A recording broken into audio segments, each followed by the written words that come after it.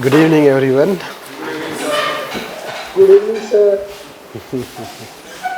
Good evening, sir. Good evening, sir. So, do you want to give Takkar? Yes, sir. Yes, sir. So we have our Takkar team. So, it is not show of strength, but it is to show that how, let's say, that behind that paper. So we have a team, everyone has a team, no doubt, but now time has changed. People want to show everything nowadays, so that's why we want to show our team also, right? And the team should also get exposure because they work behind camera and behind wall, let's say that, between walls we can say, isn't it? So they want to get exposure also. So that's why we can say that it's a team and which wants to give Takkar, and you have to give Takkar to UPSC. The Takkar has three connotations. One, that you have to give Takkar to UPSC. Second, that we have also Takkar that we can match with UPSC. And third is that whether the team is able to match to, let's say that, UPSC standard. This is how we can say that. Although nowadays it is about punchline and all these things, so that way you can consider, but it's not about that. It's about that how you deliver, and the trigger point was this year prelims paper. Generally, we are more focused in mains examination, and we had side by side doing for prelims, but this year the trigger point is UPSC prelims paper. When we saw that this year the paper standard is different from past standards, so then somehow triggered in my mind that now time has come to also come in prelims and play the role the way we have been doing for mains. So that's why, let's say, we decided that this time we should focus on prelims, and that we should focus from this start itself. We have also experienced that how people for, let's say, some time, they prepare optionals, and because of prelims they do not get opportunity to write mains. Even we find they have repeated, let's say, failures also, like first attempt, second attempt. So this program, there basically is not like just you have to come write your test and just get how much marks you are getting. It's like we want to, let's say that guide you in this way, you can match to the UPSC when prelims you appear. So because basically it's not about that you do not have knowledge, rather it is more about that whether you have the right strategy, whether you understand the UPSC strategy. Right, because there are, let's say, many such questions which may not be necessarily from the books that we read, the way UPSC is asking questions. So from that perspective we can say that we have designed this program, and the team, let's say that I can give brief introduction, like that he is Anish, and he is basically devoted for history section. Lakshmikant, you may be knowing his face, Delhi Hindu analysis, and he is known for that, geography section, ecology, environment. Jayadul, you know that so management come faculty, and guru also, isn't it? So mentor, or whatever you can say, and the tallest person in this we have is Raghu, and he will be, let's say, focusing on politics section. He takes also ED classes, you know that, you may be familiar with that. Then Vaibhav, from behind, he works on content side, and Mobeen is also our, let's say, all-rounder, you can say that, a person behind content team. And also working for all, let's say, sort of contributions that we can find. And then Abhijit, you know, he is a philosopher cum sociologist. So that is how you can find his overall get-up also, and he will contribute for your philosophers can contribute only for random questions. the way UPSC is asking some random questions. So that is how we have kept one philosopher in our team. And then Mohan Raj, he works for, let's say, the Delhi Current Affairs, or let's say GS Paper Magazine, and he has been also doing meticulous work. Basically, we have three such important, let's say, that things every day that we do. One is Delhi Current Affairs, the Hindu analysis, WSDP, which may be less like not as much known to you, and the Hindu analysis. They will also show, it's not, again, let's say we don't want to, I will tell you that we don't like to claim, and we don't claim for many things. We have so far this. We never claim in our optional and ethics and essay and GS, although we have the ranks, let's say that 10th rank also from GS Mains Test Series. This year 14th rank we have Abhinav, and in past already we have Abhilash 15th rank, 5th rank. We have a credit of, let's say, some questions directly matching in mains also, but again, let's say how many years you will keep taking credits.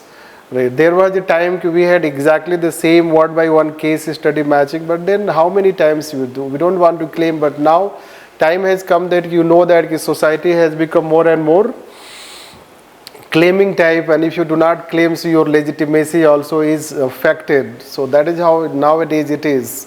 So then we decided to let's just stake claim in that, and they can show also by one that how when he has prepared current affairs, daily current affairs, how some questions we can see in prelims, and then from daily Hindu analysis, from ED class, from other various sections. So it's also about, let's say, there is a team which is working meticulously on that side, although matching in prelims, again I will say, is very difficult task.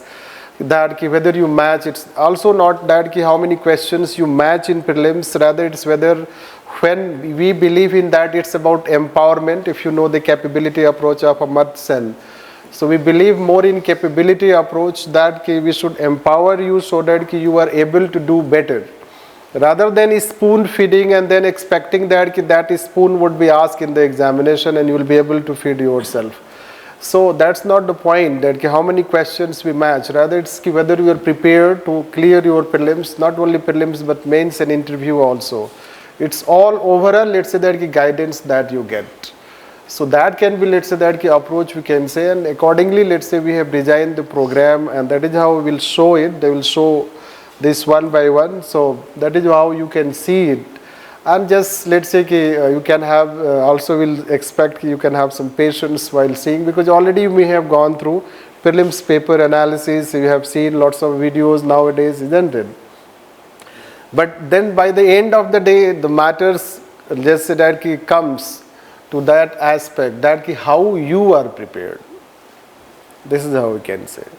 The how you are prepared, that we can consider, and whether you are prepared. So we can have multiple strategies and we can have multiple other things we can see, but then whether a person is prepared himself, because ultimately what you prepare matters more than how many strategy you see. Strategy, let's say, seeing at one level, so it can be beneficial, but beyond that it may not be beneficial, because then a time should come we should execute also our strategy. So whatever the strategy that we adopt, we should execute it. The most important thing, you know, that in our country you keep criticizing also, that the most important challenge is that we do not execute policies. So it applies to us also. Do we execute our policies? Means that the plan you make, do we execute it? That is what execution, and that's why let's say that many people basically after prelims results, so they can be also in uncertainty, they can be in dark also, that what strategy they should adopt. How they should adopt a strategy for their optional, for GS, for prelims, for mains, whether they should write test, mains test they should write, optional test they should write, how they should prioritize, when they should start focusing on prelims. So for that, let's say that we will say this year the way the UPSC has brought the standard of prelims, so far I will tell honestly speaking, till last year we used to say that you start preparing for prelims after, let's say that October, means November, December, January you should start preparing. But seeing the last year standards, now we say that no, you cannot leave prelims for November and December. Side by side, even if you give 1 and 2 hours, but you should give prelims throughout the year. And it is especially for those people who are going to first time qualify prelims. First time, because problem is first. And certainly let's say we don't expect first time means you should qualify second time also. No, first time you qualify, you become IAS. But the question is that as long as you do not qualify first time, the challenge is highest. You don't know, you are in dark also, you are in lurch also, that how to qualify. Hence, let's say that once you want to, go with us if you want to plan your strategy for 1 year, especially let's say that till even mains 2023. So you can plan that how we should, and that's why the plan we have decided in terms of 140 tests, 142 tests, in which we have 31 tests. Phase 1 we have decided, phase 1, 2, 3, 4 that we have, and in phase 1 there are 31 tests. That's related to only prelims. And then let's say that in that, let's say 19 sectional tests will be there, plus I guess some CSET tests are there, and some 3 tests we have, specialized tests we have designed especially for what we can say the way UPSC is asking questions. So we have designed 3 tests, not based on the way we have history, geography, rather 1 test will be based on random questions. We will prepare 100 random questions. The way UPSC is asking, let's say legal aspect of the question, or let's say some observation based question that they ask, which we cannot find in books. The books that you read, basically what we do for prelims, we start reading books, but several questions you can find that they are not from books. So that's why we are having 3 such test papers, so that we can cover that kind of questions. So like we have a strategy in mains that we ask some random questions, and then let's say that UPSC has also a habit of asking some random questions. So that is how in prelims also we have to be prepared for some random questions, then some questions related to law, rules and policies, and some questions related to programs and schemes. This is how the 3 separate tests that we have. And then let's say that when you write your test every Sunday, means every Saturday, so there would be also 10 tests for mains, and that will run I guess till December. That program for mains will run. So that way, let's say you will also have practice for mains. So you are having practice for prelims also, for mains also till December. And then in that, let's say, duration, we have also 6 or 7 essay tests. So that will also help you, that means in, let's say, coming from July and August, you can say till December, you are writing 6 essay tests also. It means, let's say, what is happening is side by side, you are not preparing for prelims, but also for mains and essay. And then by the time, let's say that you appear in, let's say, next time after prelims in mains, already you have at least 1 layer of test for mains. That is how generally we say that before we go to prelims, at least 1 layer of, let's say, mains test you should have written. And since there will be 10 tests, so it will not be as challenging, because at this stage you may have also, let's say, whether you have prepared your GS paper, and accordingly that will suit.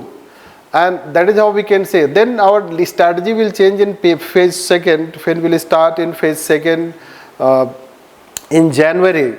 So then let's say every day it will be, every day we will be giving you 20 questions.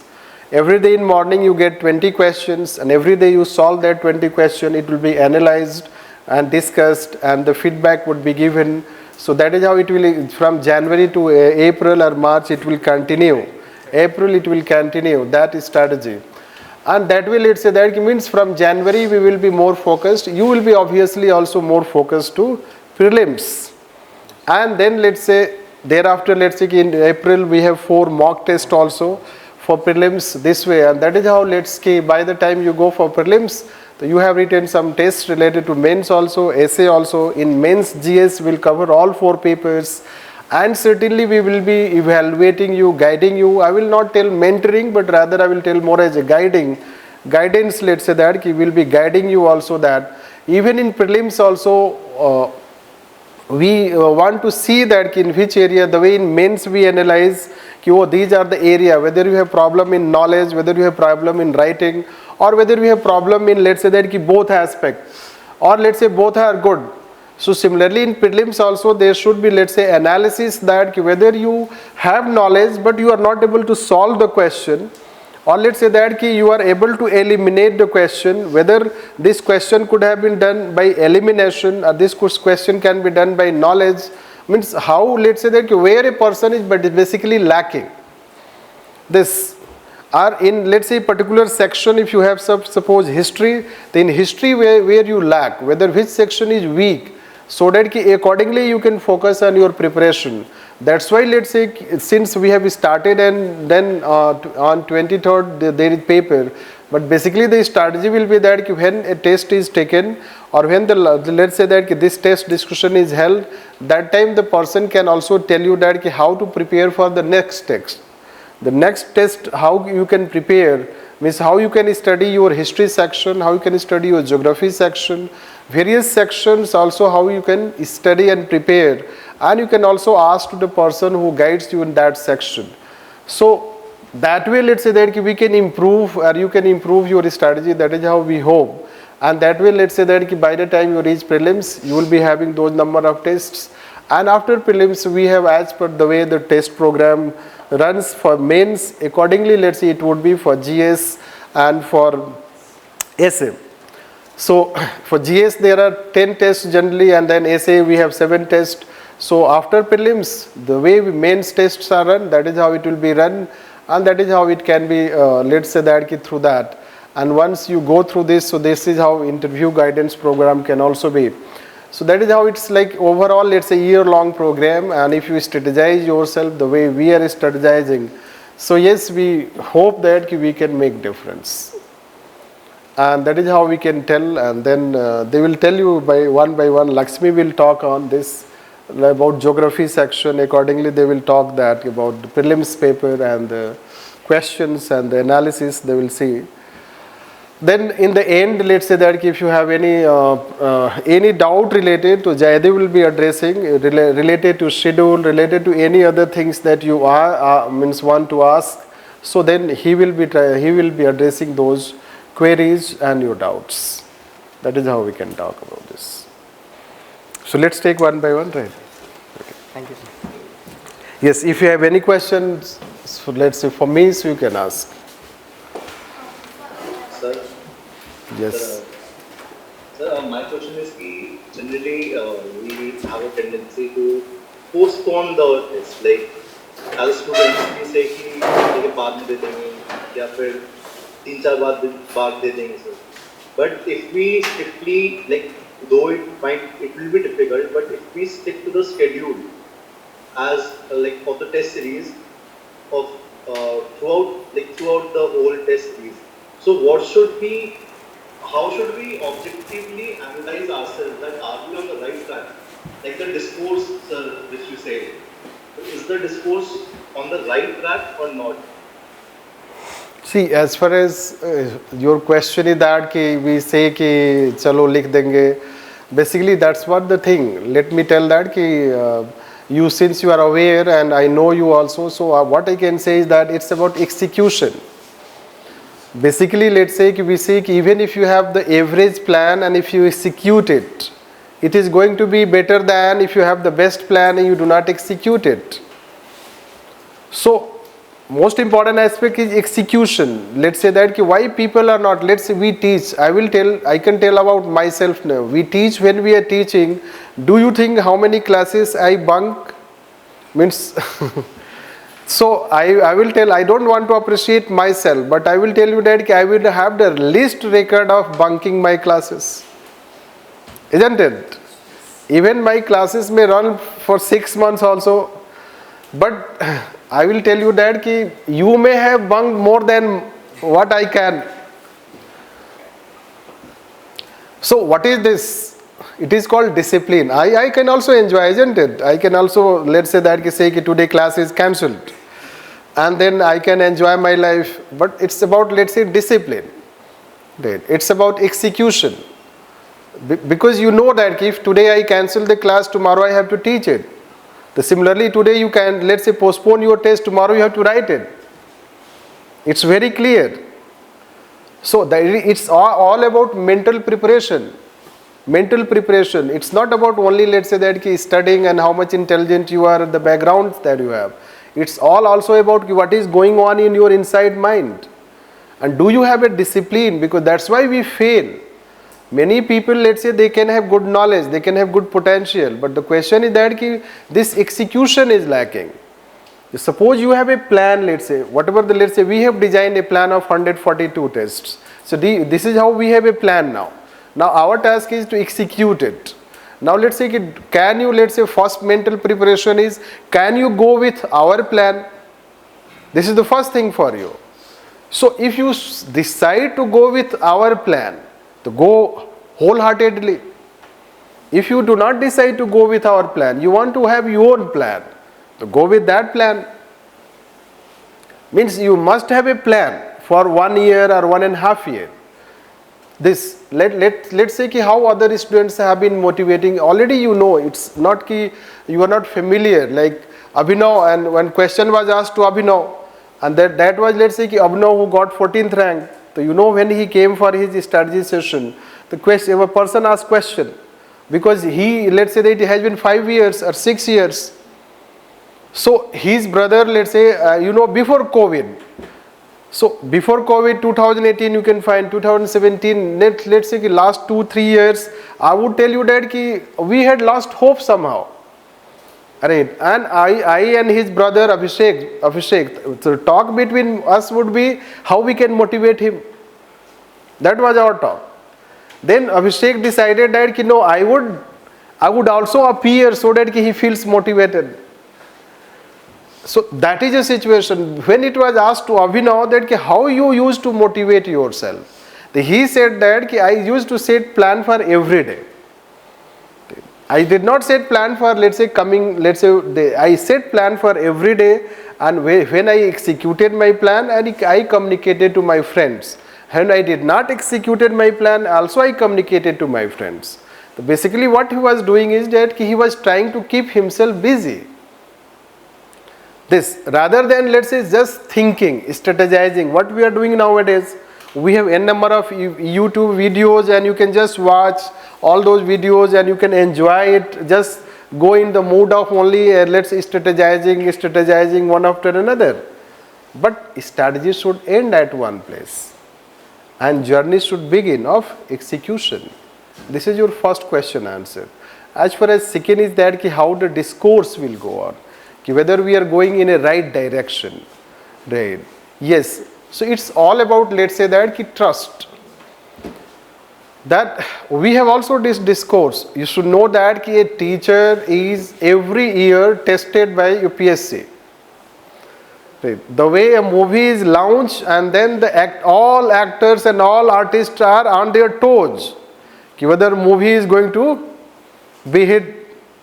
Similarly, I will tell you my internal thinking, that personal thing. Every year when this UPSC prelims, mains examinations are held, interview, so then we are under test. We are anxious that whether what we have told, it is going to be asked. Oh, today is this paper. Then how students will be filling examination. Whether I have taught something which has been asked, or they are just abusing me while writing answers. Right.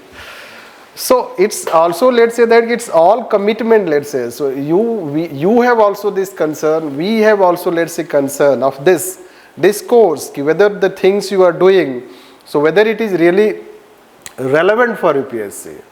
And that is how, let's say, that somehow we can say 100% we cannot say this, yes, but we are also applying, what we can say is that we are also applying our sincere efforts in that. And that efforts replication are, let's say, glimpses you can see when they will show that their efforts they will show that how they had Hindu analysis, he had current affairs, and how a similar question is asked in that. So that way we can consider. Plus again, let's say that since we are very clear in that, it's not that once you have joined this 142 tests, or let's say you write that all number of tests, so it is a guarantee. It's not a guarantee something, let's say. Otherwise we can write also, isn't it? Joins us, we will guarantee you 100% success. We don't believe in that. What we can believe is that we can tell you that we can prepare you better. We can help you prepare better. We can help you guide, let's say guide better. This we can tell. And that is how then we expect that from that guidance you can benefit and you can qualify.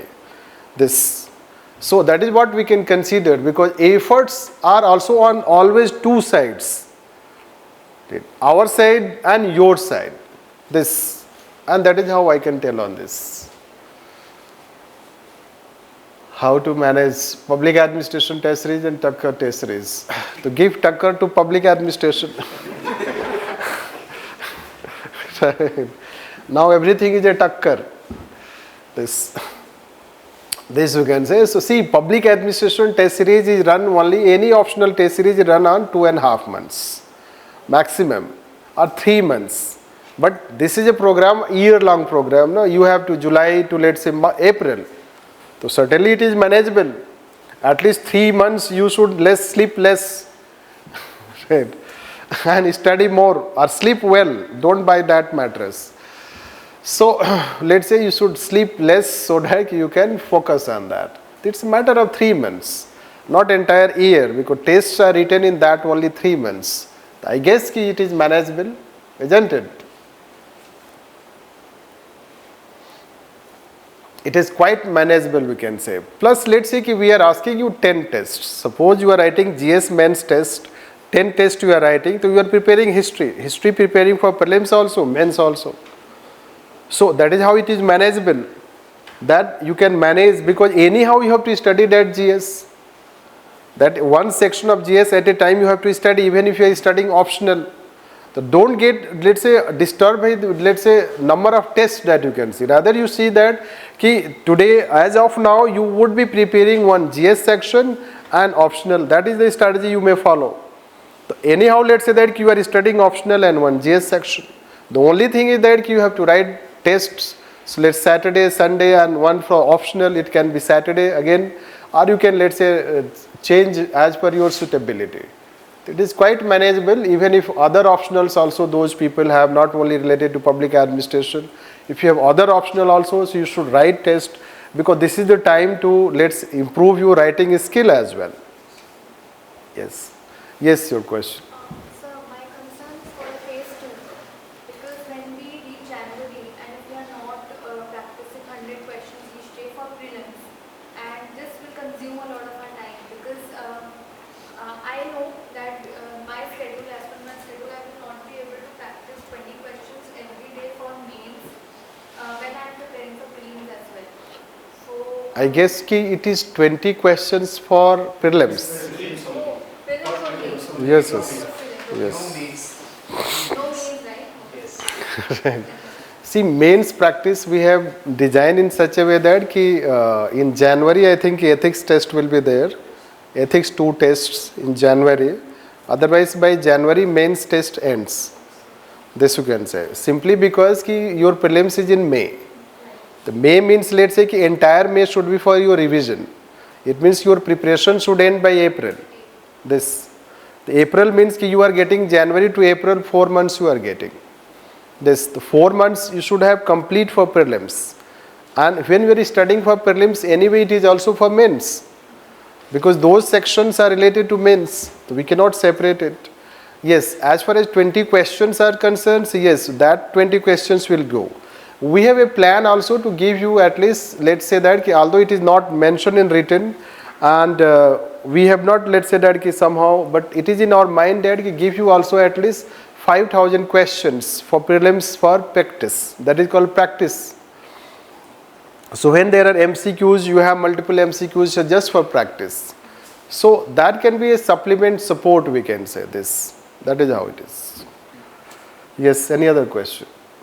Sir, I am working as a banking professional, sir, but I am unable to study cope up with UPSC syllabus. How to manage the Takkar schedule and my optional and ethics preparation,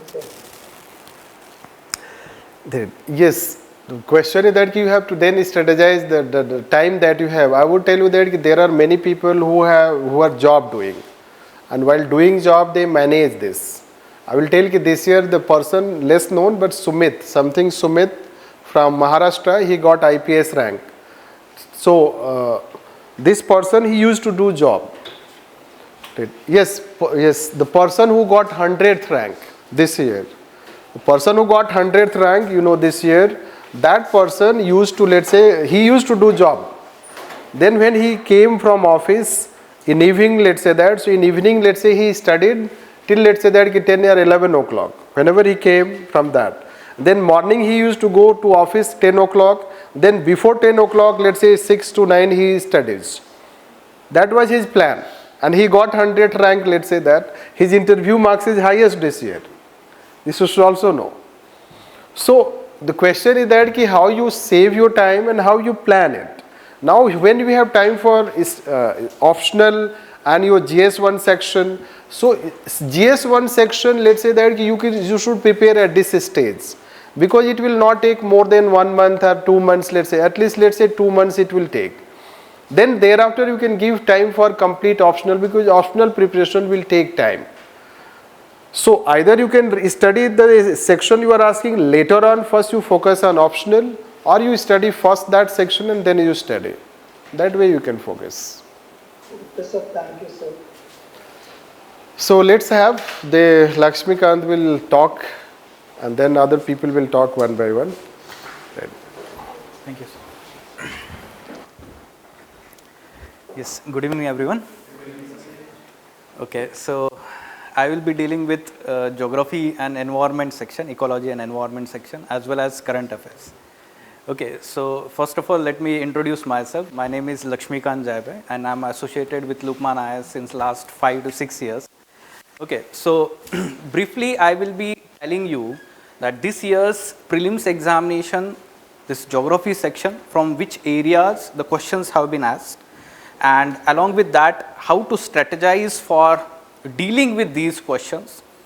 And lastly, we will also provide you how, let's say, different programs at LUKMAAN IAS are helpful for dealing with such kind of questions. Although not all questions, of course, as sir has said that it is very difficult to meet the standards of UPSC examination, but surely many of these questions could be tackled from whatever the sources that we are providing in classroom, whatever we are teaching you, and along with that, after understanding this, you will understand how, let's say, the quality of questions that we will frame here, both for prelims as well as mains examination.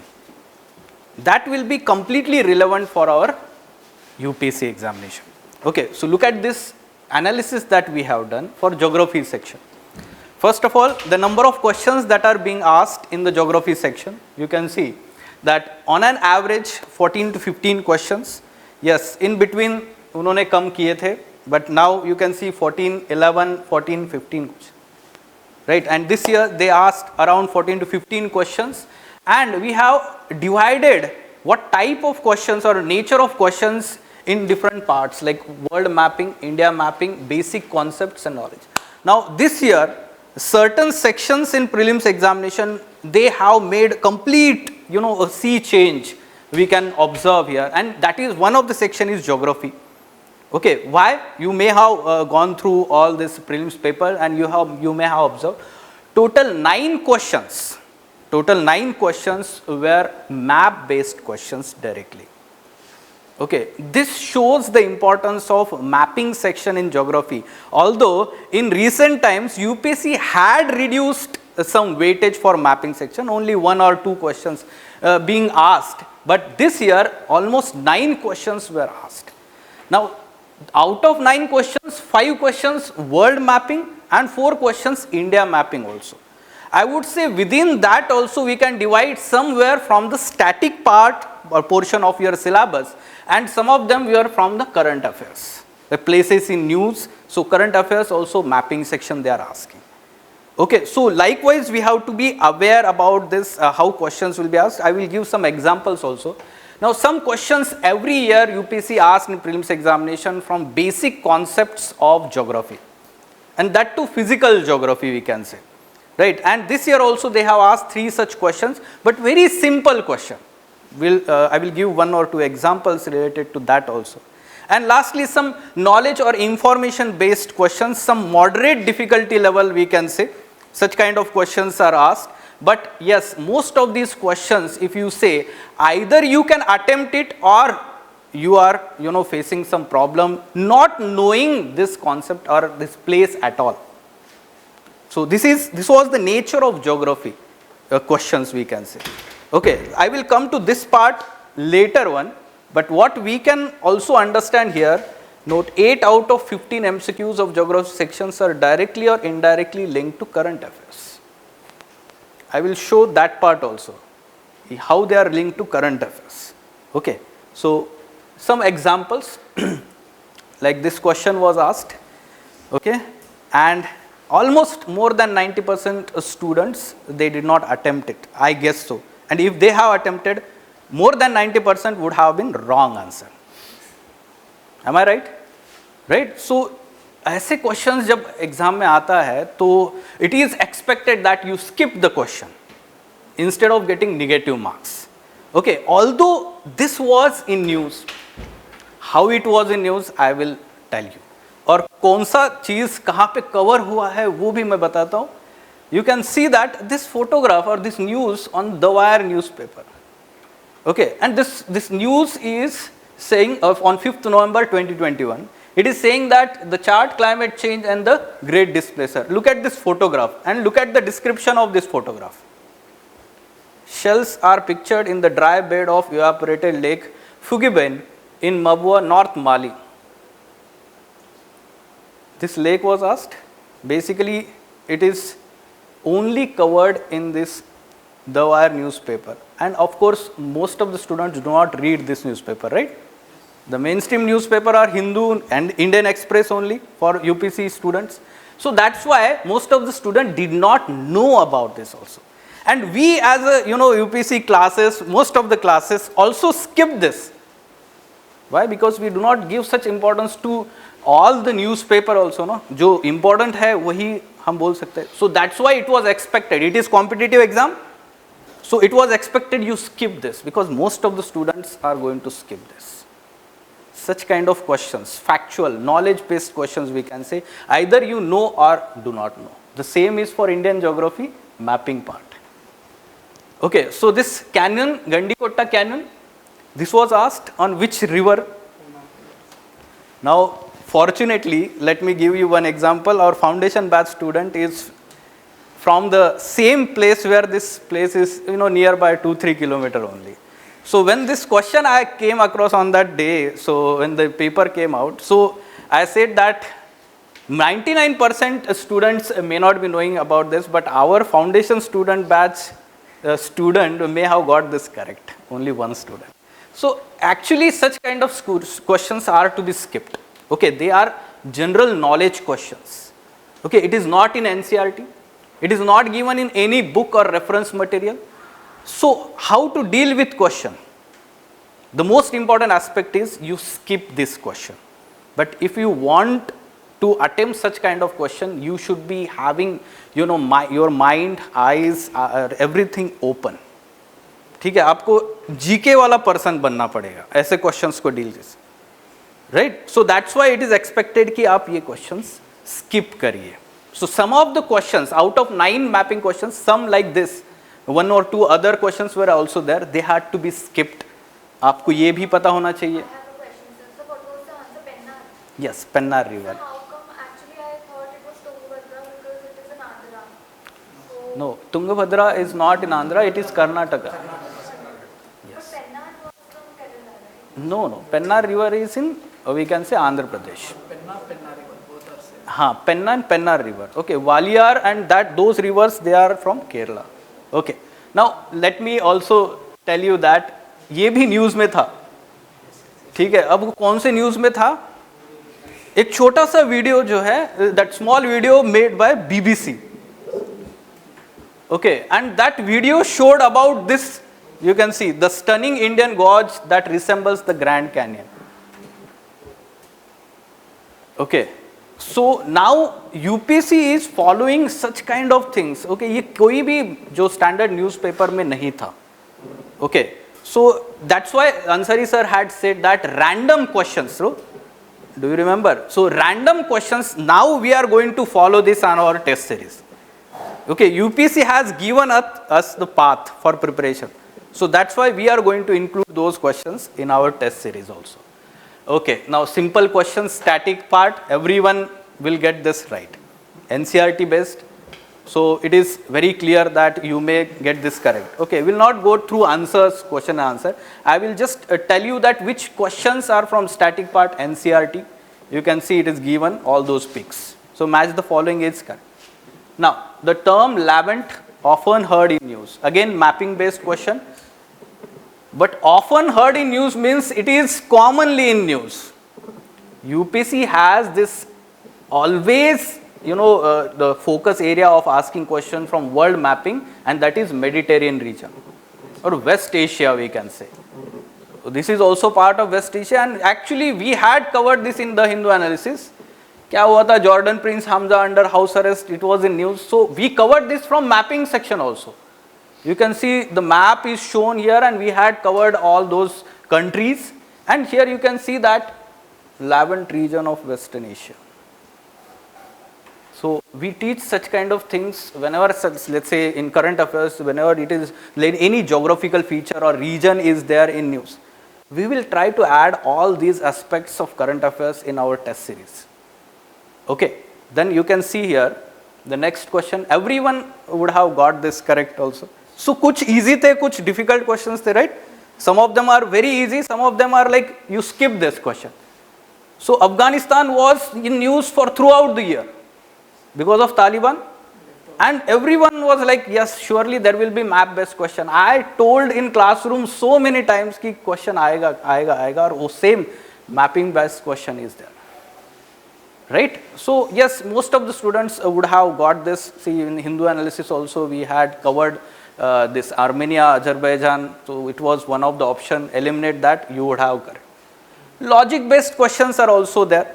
Okay, but yes, I was telling you some information based questions are being asked. One of them is like this. Monazite sands and all they are asking. Right? Now, yes, Kerala coast, but in general you should know that monazite sands are ubiquitous along all coast of India. They are largely concentrated along the Kerala coast. Most of the resources are there on Kerala coast, but yes, monazite sands are everywhere, we can say along the eastern and western coast. That's why that statement is also true. But what we are talking here is in India, government bodies only can process and export monazite. Now everyone know monazite sands are having thorium reserves. वो तो हम पढ़ते हैं reference book से. Do you imagine that the radioactive, let's say, material is allowed by the government, by private sector? Can you imagine that? At least at present in India, can you use that logic कि जरूर ये कोई भी government का ही PSU होगा? And sure, there is government PSU which handles this, public sector undertakings. So such kind of logic should be also used whenever we are attempting questions. Her bar information काम नहीं आएगा, right? Yes. Now, so I was telling you concept based questions, basic. Now इससे basic question तो कोई होगा ही नहीं UPSC में. Out of 100 questions, I guess सबसे easy यही था. If some of you may have attempted paper, so most easy question, and of course in first or second lecture itself in geography batches we teach about this summer solstice, winter solstice. So I guess everyone will understand. So that's why I am telling you some questions are very easy and they are on the basis of concepts. ठीक है. So now you have understood that. Now wetlands. Everyone knows that UPSC will ask some mapping based questions related to protected areas or wetlands. हर साल UPSC पूछता है ना question. Now I will tell you some trend how UPSC asks question. Since 2018 and 19, every year UPSC is asking one question related to lakes or wetland, and that too only match the following. आप पूरा paper निकाल के देखिए. Either they will ask about the saline lakes, last to last year question. Rajasthan के saline lake पूछे थे. Last to last year उससे पहले देखिए man-made lakes they asked. Before that they asked natural lakes. Okay, so such kind of questions, but they will ask lakes and wetlands related location. and all of these are Ramsar sites. तो हम इसका importance समझते हैं. So we will also here onwards try to include all the Ramsar site, so based and map based question. तो आपका revision हो जाएगा, ठीक है? Yes. So this map is there for Ramsar sites. Now, yes, all so many statements. Okay. Whenever the question in examination of UPSC is lengthy, it is always easy question. आप prelims mains कोई भी लेके देखिए. Okay, let's Ansari Sir says that whenever the case study is lengthy, it is always easy in UPSC. Okay, so here so many statements are given, but you eliminate one or two, you will get the answer. Look at the options now. So you can see here that यहाँ पे one नहीं है, ठीक है? GPS, yes, tsunami could occur at equatorial region. What is the relation of tsunami? There is no relation of tsunami and those extraterritorial activities that are happening because of solar storms, right? So eliminate two. यहाँ से निकल रहा है, यहाँ से निकल रहा है, यहाँ से निकल रहा है. Answer is C. So that's why I am telling you it is easy. And we learn geomagnetism now nowadays. Actually, in classroom, I told in foundation batch that UPSC will ask this question in mains examination, but they ask in prelims examination. And we had prepared this topic in ED lectures. Why? Last year it was in news. Why? Because of because of solar storms, the satellites of one of the private companies, SpaceX, उनके satellites खराब हो गए थे, काम कर नहीं रहे थे, SpaceX के. That's why it was in news. We made ED on geomagnetism and solar storm. We taught everything, and everything is there in that ED. 7 के 7 statements आपको दिखेंगे वहाँ पे. Okay, so that's why we are telling that whatever we teach here, surely that knowledge is going to help you in dealing with this examination. Okay, and here onwards, all those class material, foundation batch, let's say whatever we teach in the classroom, we will try to implement in our examination also. Some questions are like, you know, so general, but they appear to be very difficult. Like this one. क्या है ये question में? Generally known as tea producing states. What do you mean by generally known? We have to ask UPSC. Okay, but UPSC will tell next year through answer key. Right? So basically, and that too, the new types of, let's say, options framed this year. Okay, only 1, only 2, only 3. They will not tell which one. है ना? So that becomes more difficult. That becomes more difficult. So this we will recognize now while framing questions. And accordingly, we will also frame. ठीक है, ये कैसे difficulty change कर रहा है. We know that Kerala is there, we know that Himachal Pradesh is there, Tripura is there, but do we know Andhra Pradesh is there? अब नहीं पता है तो नहीं अटेम्प्ट कर सकते हैं. You cannot attempt this question. If you do not know any one state, you cannot attempt this question. Okay, so likewise the difficulty level of questions we are going to deal with such kind of questions. Again you can see reservoirs, man-made lakes, reservoirs, man-made lakes by damming the rivers, and states they are located. Okay, so such kind of questions every year they are asking, and we cover this sometimes, some of them in newspaper also discussion. So overall I am telling you that yes, this part was also covered, very simple straightforward question, UNCLOS, United Nations Convention on Law of Seas, right? So yes, likewise we had covered in Hindu newspaper, territorial waters, innocent, right of innocent passage, clearly it is mentioned. Then EEZ, 200 nautical miles, clearly mentioned. So basically you can see that whatever we are teaching in the classroom, or those questions which will be framed, they will be relevant, and that we will try to ensure here. Senkaku Islands, UPSC has gone from current affairs to contemporary affairs. You need to keep this in mind. Senkaku Islands was in news few years back, not in last year as per. So those students who have started preparation just now, they may be facing problem to deal with these questions. क्योंकि क्या पढ़ रहा है, सब लोग तो एक ही लेके मार्केट से करंट अफेयर्स पढ़ रहा है. We know about this. Every student reads one monthly current affairs booklet. They also solve that class question papers also. And everything, you know, let's say basically the knowledge level is common among yourself. Okay, so we have to compete with each other, and how we will move ahead in that competition. You need to do something extra, something different. Okay, so that's why we are saying that whatever the 2-3 years back current affairs, we have to cover that. Contemporary affairs, जिसको हम बोल रहे हैं 2 साल 3 साल पहले का question UPSC पूछ रहा है. I will again give some examples related to that, but yes, you can see that 6th October 2021 Hindu newspaper में ये था, और हमने ये मैप देके यहाँ पे एक्सप्लेन किया हुआ है. Senkaku Islands are located in South China Sea, or sorry, East China Sea, and there is dispute between China and Japan. It is clearly mentioned. You can see that disputed East China Sea island.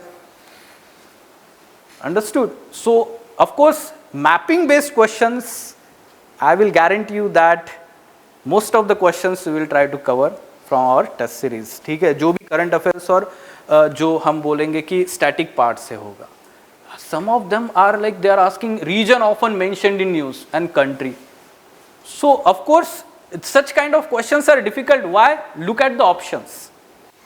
We can use elimination in this. Can we use elimination here? Sir, like Catalonia we know, and Cappadocia we know. So, we can how- eliminate both of them. So, remaining 2, are you sure about that? Sir, we have only 2 options. Yes. That's why we, unless and until we are confident about each and every pair, you cannot mark this correct. There is more probability that it will be negative. ठीक है? So that's why it was expected this year. I will say confidently, most of the students whose preparation was very good this year, they did not get through because they marked these questions. They attempted these questions and they got negative marks. ठीक है? जो उनका positive था वो negative चला गया. And so many questions had this type of framing, including history questions also. है ना? So that's why again I was telling you, ठीक है, आप देख सकते हैं कि in Hindu newspaper there was one photograph and that Antilonia and so many things are mentioned. So it is expected that the Hindu newspaper का world page होता है ना, each and every news needs to be covered carefully, and mapping section needs to be covered from that. World mapping जिसको हम बोलते हैं. ठीक है, current affairs से. Okay, so that is fine. Now, yes. So geography, now you have understood from where the questions are being asked and what approach will be there in our test series. Okay, so we will try to keep all these questions according to the UPC pattern for geography section. Now you can see the environment and ecology section. Look at this. The number of questions that are being asked. You cannot skip preparation for environment and ecology. The weightage that is given in prelims examination, this section is must for each and everyone. You cannot skip preparation. You cannot take it lightly. Okay? And every year they are making a little bit, higher difficulty level for environment section. Okay, so traditionally we know some reference books. We all know what you refer for environment section. I will not take the names, that is fine. But yes, of course, most of the questions would not be solved from those reference books also, or even class notes, the way UPC is asking this year question. That's why you can see the less number of questions. From LUKMAAN also. UPC is asking such kind of questions actually. Yes, it is not that we are perfect. Okay, as a LUKMAAN IAS Institute, we are not that much perfect, but we will try to improve. The same is applied to you also, right? Okay, so next time what we are going to do, according to this, let's say, you can see the how they have divided the questions. So many sections they have covered within environment ecology. So NCERT and concept based questions, so they may be easy questions. Everyone will get them right. You can see climate change and climate organization. Every year 1 or 2 questions will be on climate organizations or climate agreements, some conventions. होता है ना हर साल? Basically this is the idea that we should keep in mind that every year UPSC is asking, oh, next time they will ask again on whatever the conventions, meetings that have happened this year. Okay. Then conservation practices. Now this is new trend.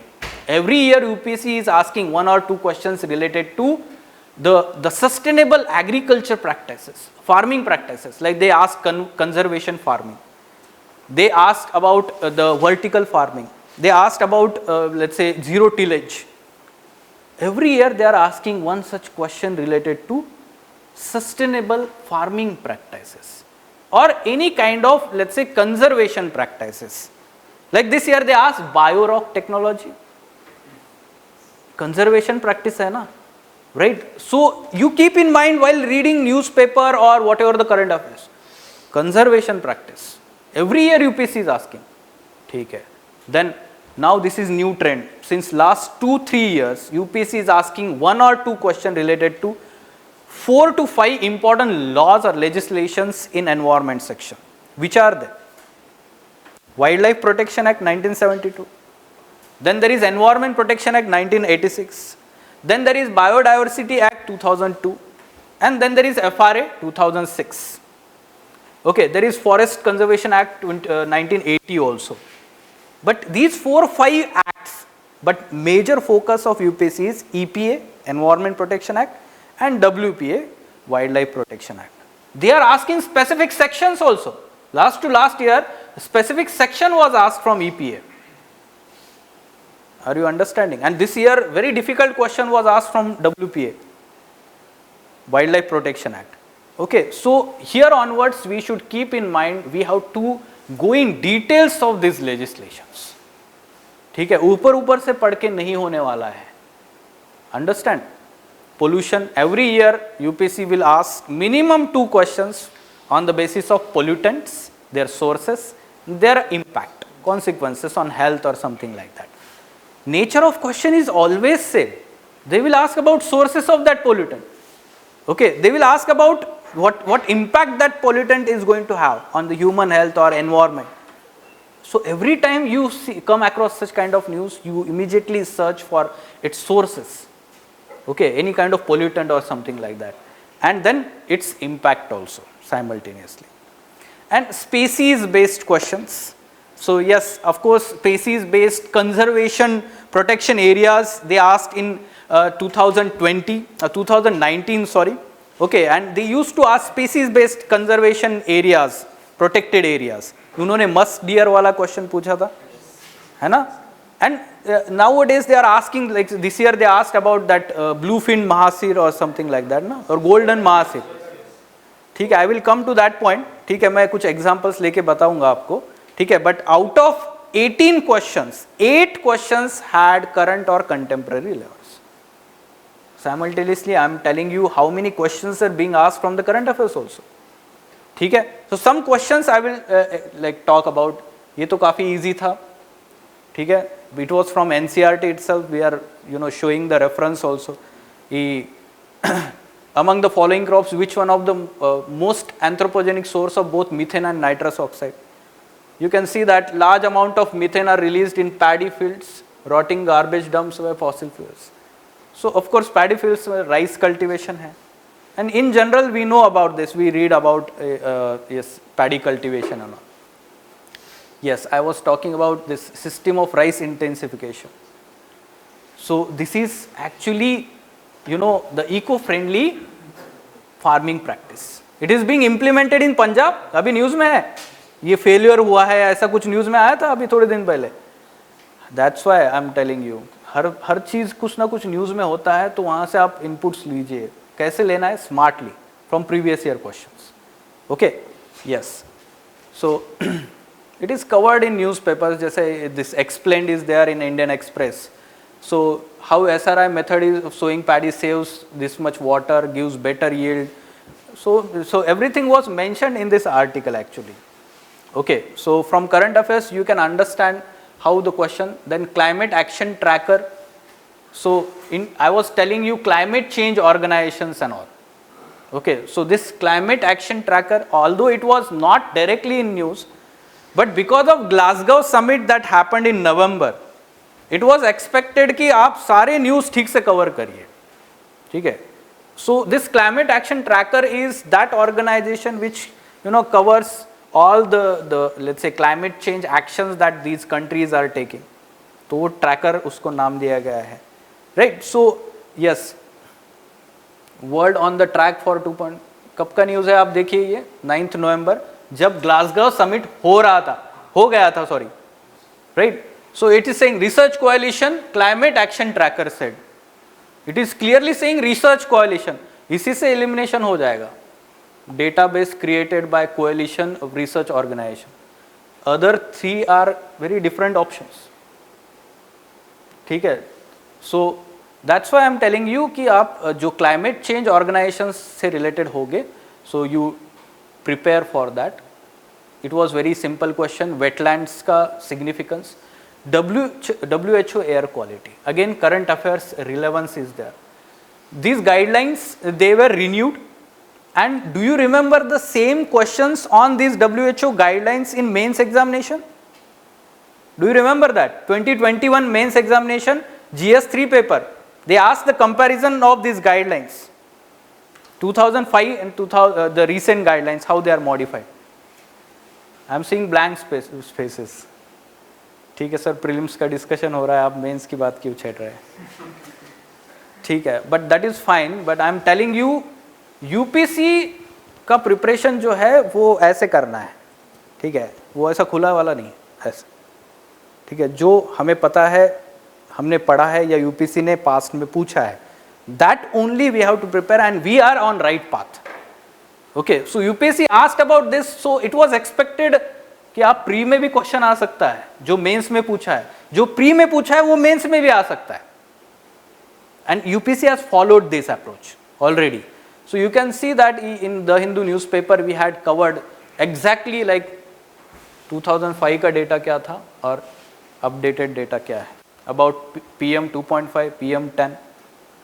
Okay, so WHO tightens global air quality norms.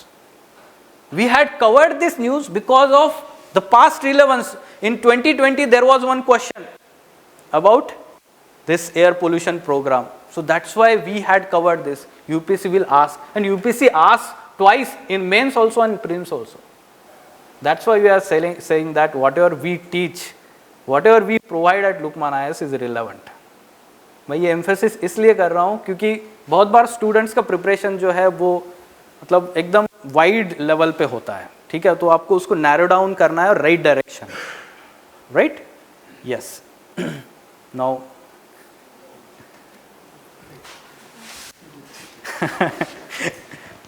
okay, so Gucci, yes, this was made very famous by one of the social media influencers, right? That video got viral, जो influencer थे, but that is fine, okay, but it was not in news for 1 year, let me tell you.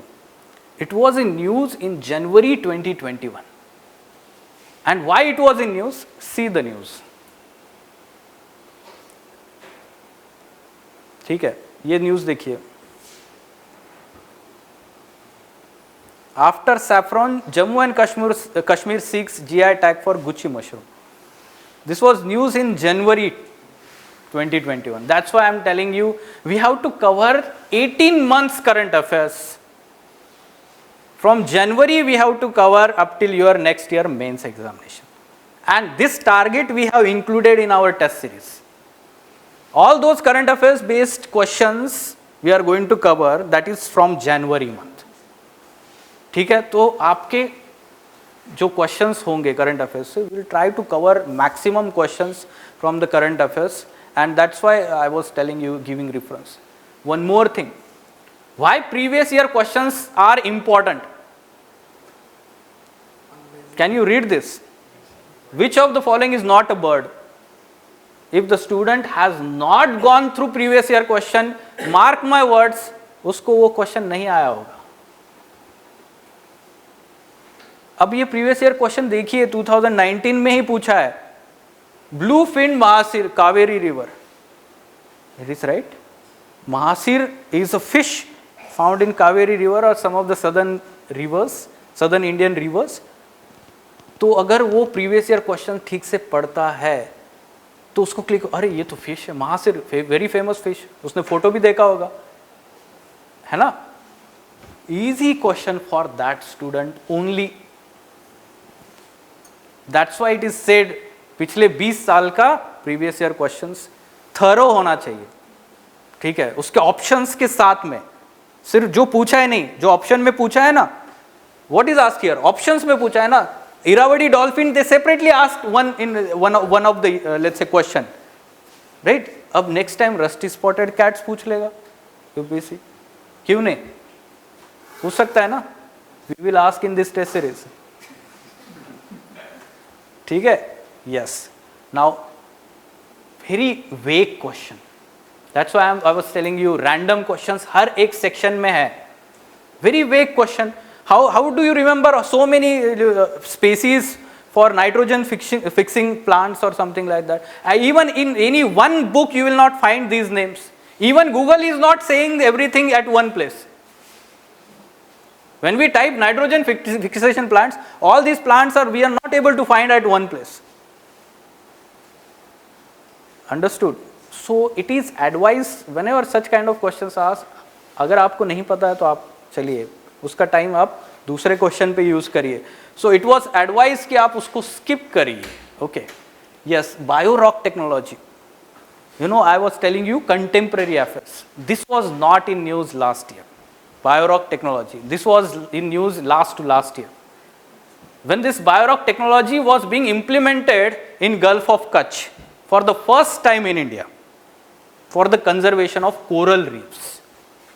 And that time we had covered in the ED lectures, in mains examination, GS mains examination, we had added in 2020 this question. What is bio-rock technology? Explain the importance in coral reef. ठीक है. So we know what UPSC will ask. हम either way में कहीं ना कहीं mains या prelims में वो topic जरूर cover करेंगे. Okay. So yes, in this manner I was telling you the reference. See, the last year prelims question paper in the test series, Miyawaki, it was in news, right? So most of the students knew about it. We also added this question in prelims test series. As it is, the question was asked. Miyawaki method. Okay. So yes, direct references are also there from the test series questions. Okay. And I would say you wait for history section.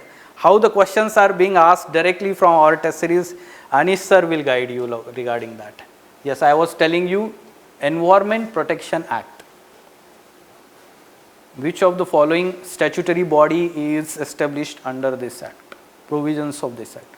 Now little bit confusion because सारा water से related पूछ लिया, सारे bodies जो है, National Water Development Agency.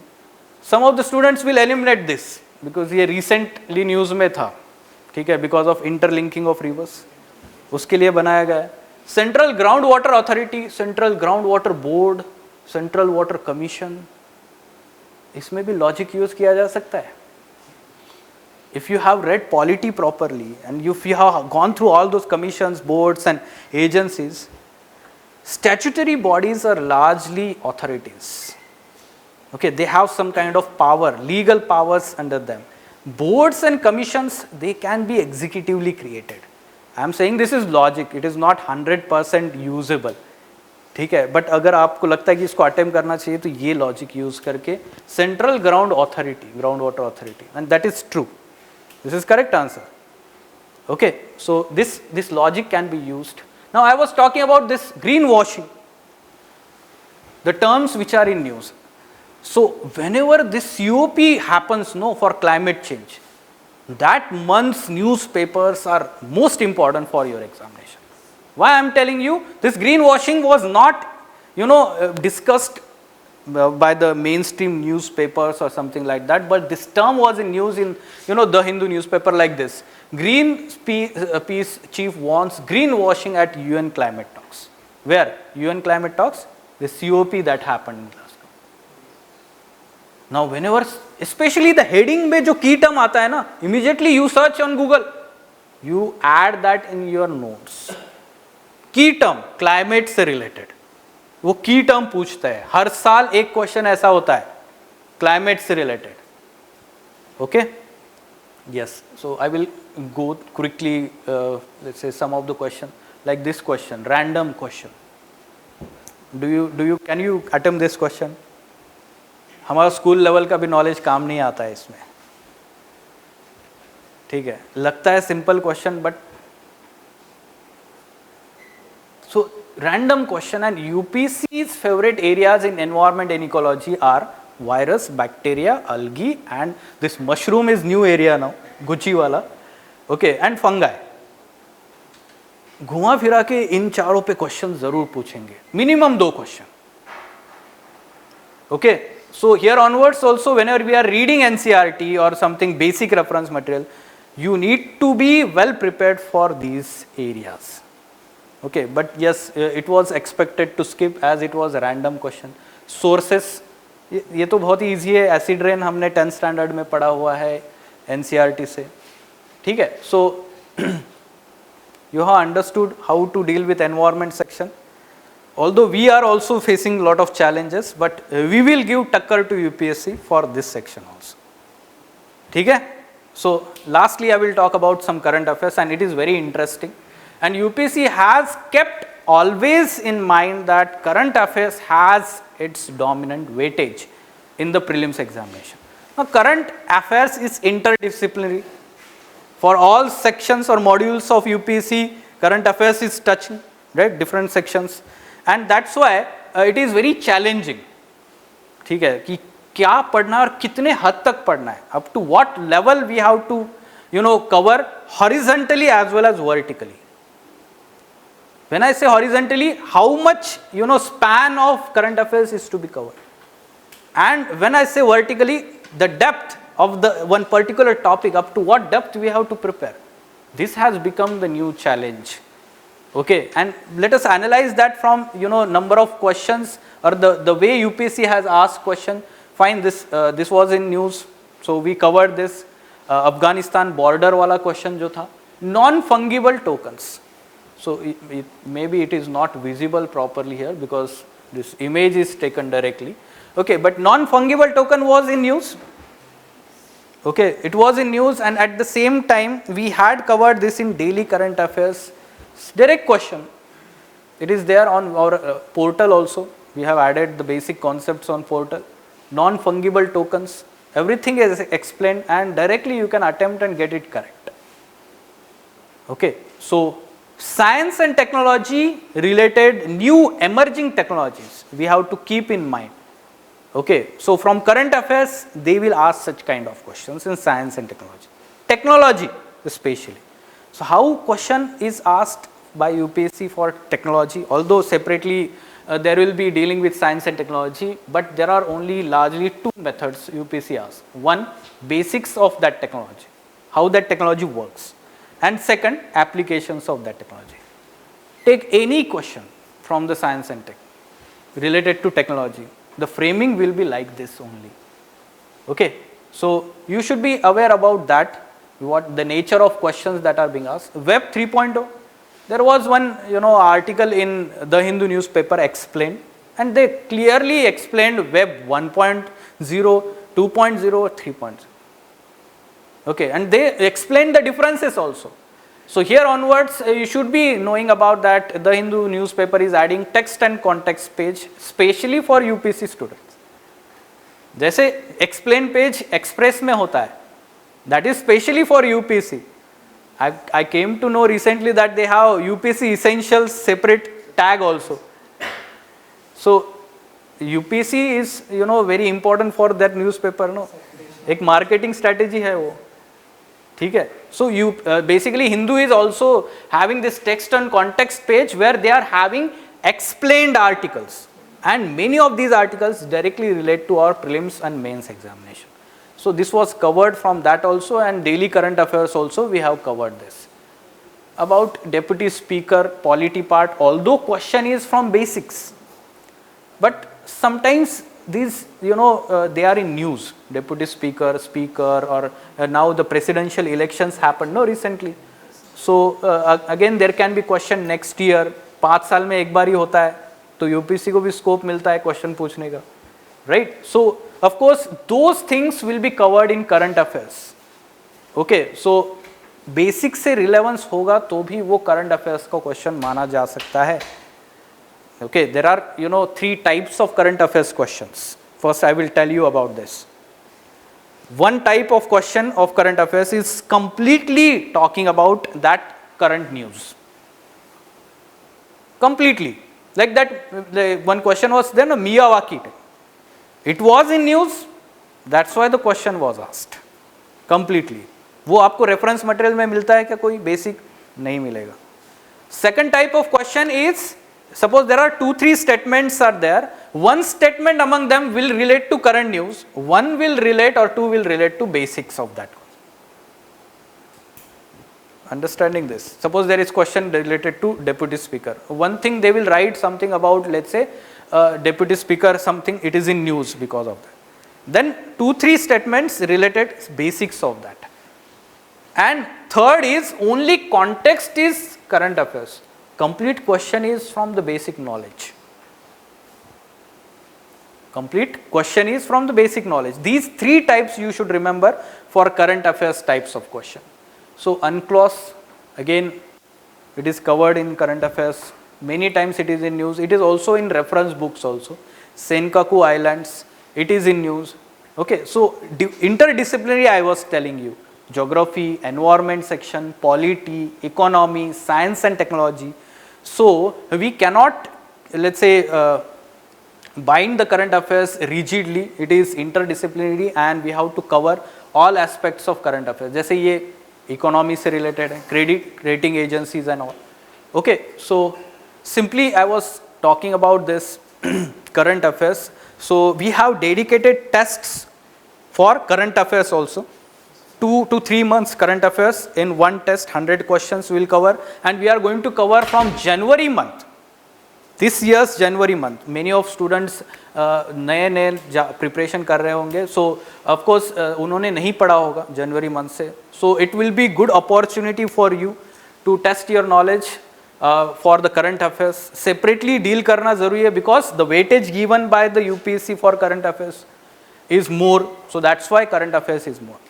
So yes, are you ready to give टक्कर? थोड़ा जोर से बोलना है. Okay. So yes, one last thing I was going to add here, like Sir had said earlier that we are going to give Takkar to UPSC.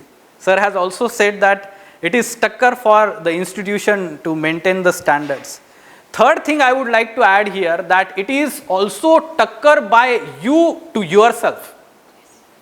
That's why they said that always compete to yourself. You need to improve from the last, let's say, test that you had given, whatever the marks you have given. तो हमें क्या करना है? खुद से भी टक्कर लेना है. ठीक है? So yes, that's all I wanted to say. Any question to me? बहुत सारे फाउंडेशन बैच के भी चेहरे हैं. Yes.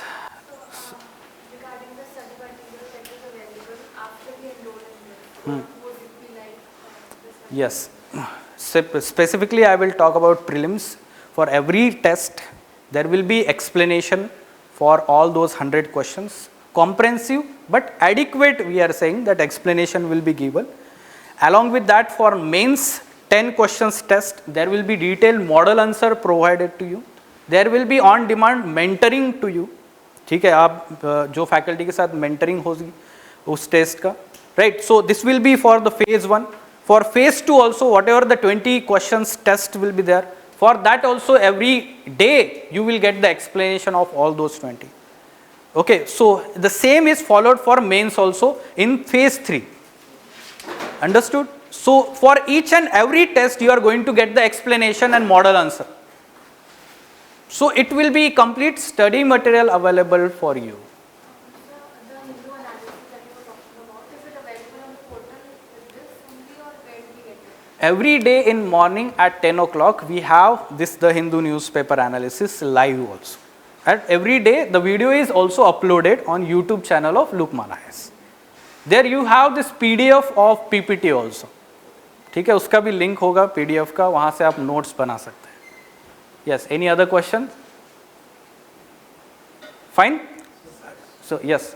Notes are sufficient for the current affairs from the LUKMAAN or? I would say that if you read daily current affairs and follow daily The Hindu newspaper analysis, so along with that for mains ED lectures or ED booklets that we provide to students, this complete we adopt this 3-pronged strategy for pre and mains here. Okay, and yes, more than 90% I would say we will cover current affairs. ठीक है? One more question. For the CSAT test that we have to give, say suppose we do not come to the center, so we have to give it online. How is it? It's both. CSAT offline, online both. हर एक test के लिए. But sir, उसमें there will be a timer on the online test, like the 3 hours. Yes. For online test there will be timer, and for offline you yourself ask the timer. ठीक है. आपको खुद से true होके आपको वो time पे लिखना है. ठीक है? That is fine. Okay? For CSAT test, usually what I notice is when you do it online, so it becomes very difficult to look at the question and then solve it. So you can attempt offline also. Yes. Fine. So yes, next discussion will be taken by Raghu sir, polity part. Thank you.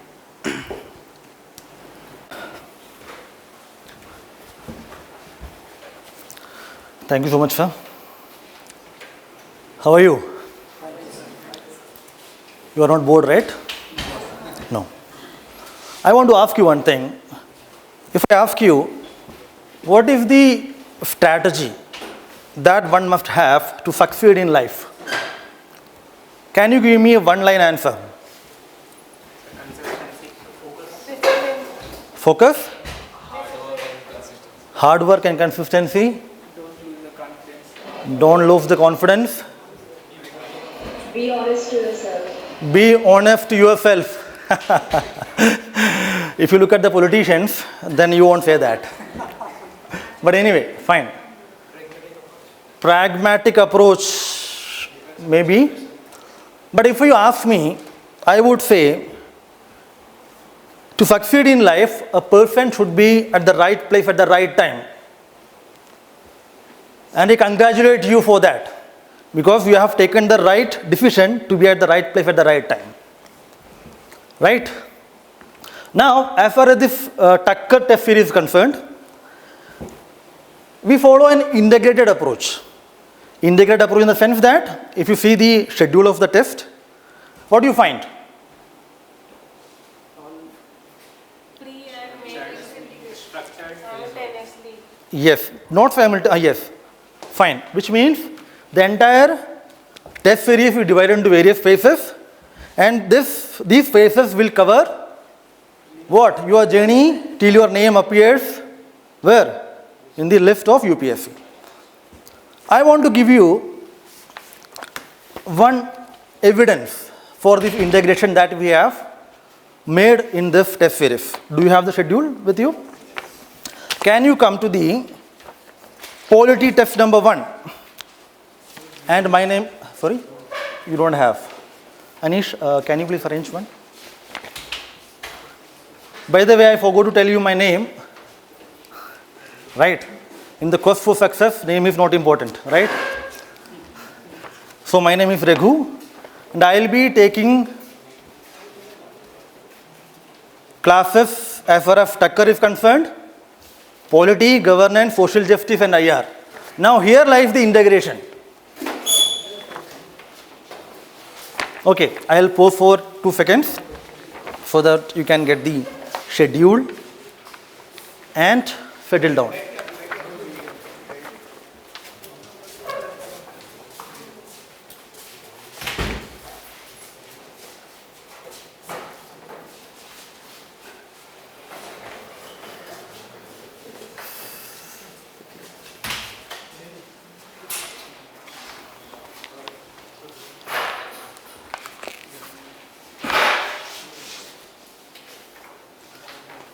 Discipline, continue hard work.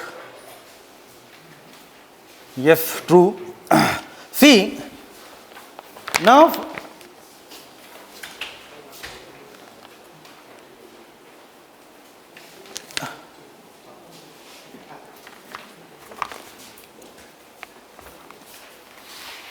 What is the heading here? Indian polity, governance, social justice and IR. Right? Generally, test series is conducted in which manner? They call it polity. Do you come across anywhere that this IR section is included in this prelims test? See, what is this? Indian polity, governance, social justice and international relations. What is this? This is your syllabus in mains. Right?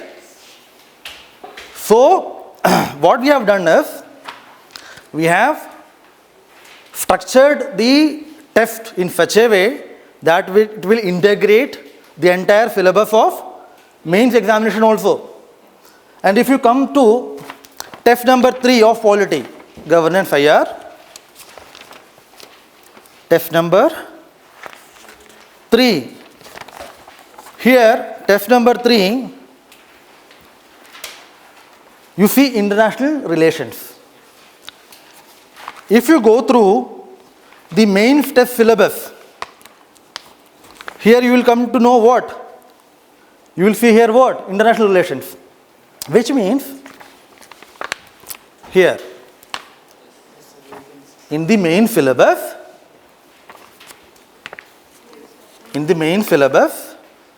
of test number 3, you will find IR also. You will find social justice also. So when you prepare for PT test, the next day you are going to give what? Mains examination, mains test. So your preparation is structured in such a way that once you complete this 3 test mains and 3 test PT, entire GS2 will be over. Getting what I am trying to say? So your tests are structured in such a manner that your preparation will be structured. It will not be ad hoc. And it is structured in a way that it covers entire topic. IR will be covered differently in current affairs also, but we include social justice, IR as part of this polity, governance, social justice and IR test. This is what integration is. Many a time students do not know the syllabus. Now if I ask you, what are the main topics that you have to study in GS2? GS2 means mains examination GS2. GS2 paper. What are the main topics? Absolutely. Now that you read the syllabus later, you attempt test, you give test, both PT and mains, the entire syllabus will be in your mind. When you are attempting question, you will come to know this question is from this. If I ask you cooperative societies, where do you find? Development industries. That is there. Syllabus of UPSC is very important. We do not read it, we do not understand that. My purpose of giving this test in such a manner is that you should understand the syllabus also. 250 marks. For what? Mains examination. Polity, governance, IR, social justice, 250. So, the purpose of this discussion will be based upon your PT preparation. We will be having a different orientation session before commencement of this test, as far as polity, governance, social justice and IR is concerned. Correct? I want to ask you one more thing. What was the cutoff for UPSC 2021 for general category? 87. 2020, tell me, what was the cutoff? 90? 92 plus. Okay, 2019, tell me. 19.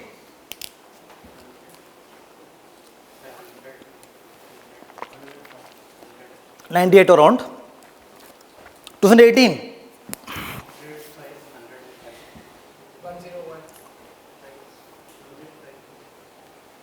98.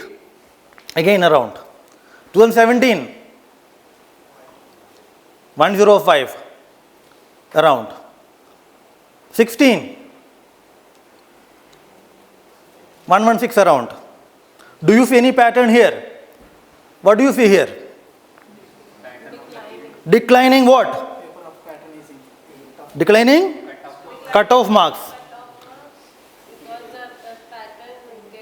When the difficulty levels of question increase, cutoff marks decreases.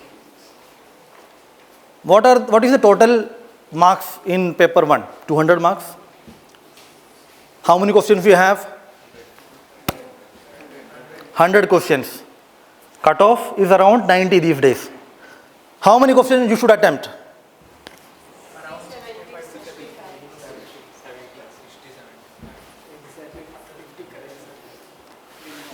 Even if you, in a hypothetical situation, if you attempt, let's take 2021. Hypothetically, you attempted 45 questions, all 45 questions are correct, then you are through. The point I am trying to make is, there are many questions you should not attempt. There are many questions you should leave. You should always keep this cutoff in your mind.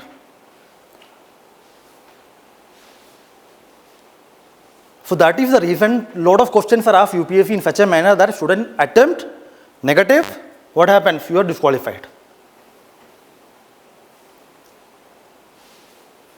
Whichever subject it is very much necessary to leave some questions. And I will give you one example as far as polity is concerned. There is a question. This is with reference to India. Consider the following statements. Government law officers and legal firms are recognized as advocates. Corporate lawyers and patent attorneys are excluded from recognition as advocates. Do you know this statement? Do you know this? Yes or no? Second statement.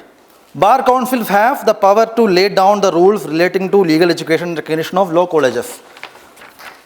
Until and unless you are not a law student, you may not be able to answer this question. Now the question is, should you attempt this question? Yes or no? Because the options are like 1 only, 2 only, 1 and 2, and neither 1 nor 2. What you should do? How many of you know this? Let me ask. Online and offline. If you ask me personally, I will say I do not know. And I won't teach this.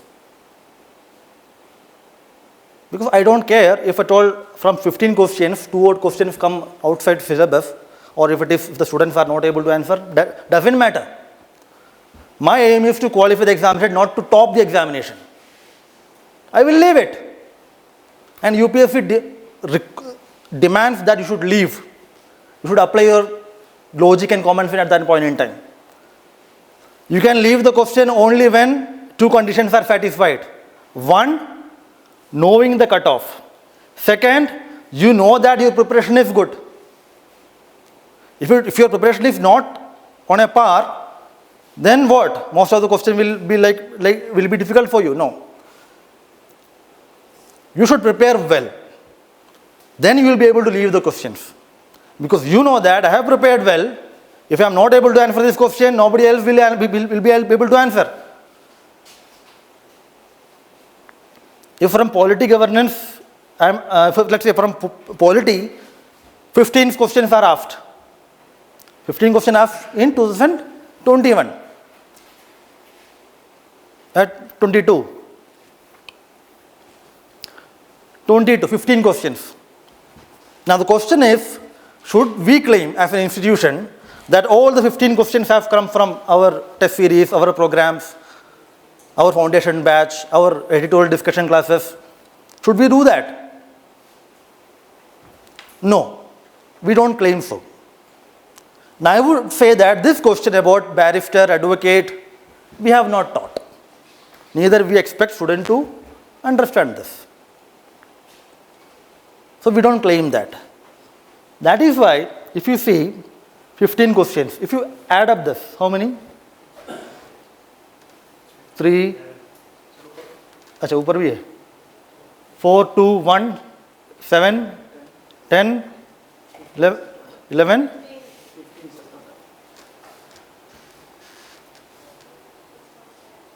No, see, this is number of questions. This is a different thing. Okay. This is a different thing. Will come here. Yes, this is it. Now, you add up. 14. We will not say that we have taught you this.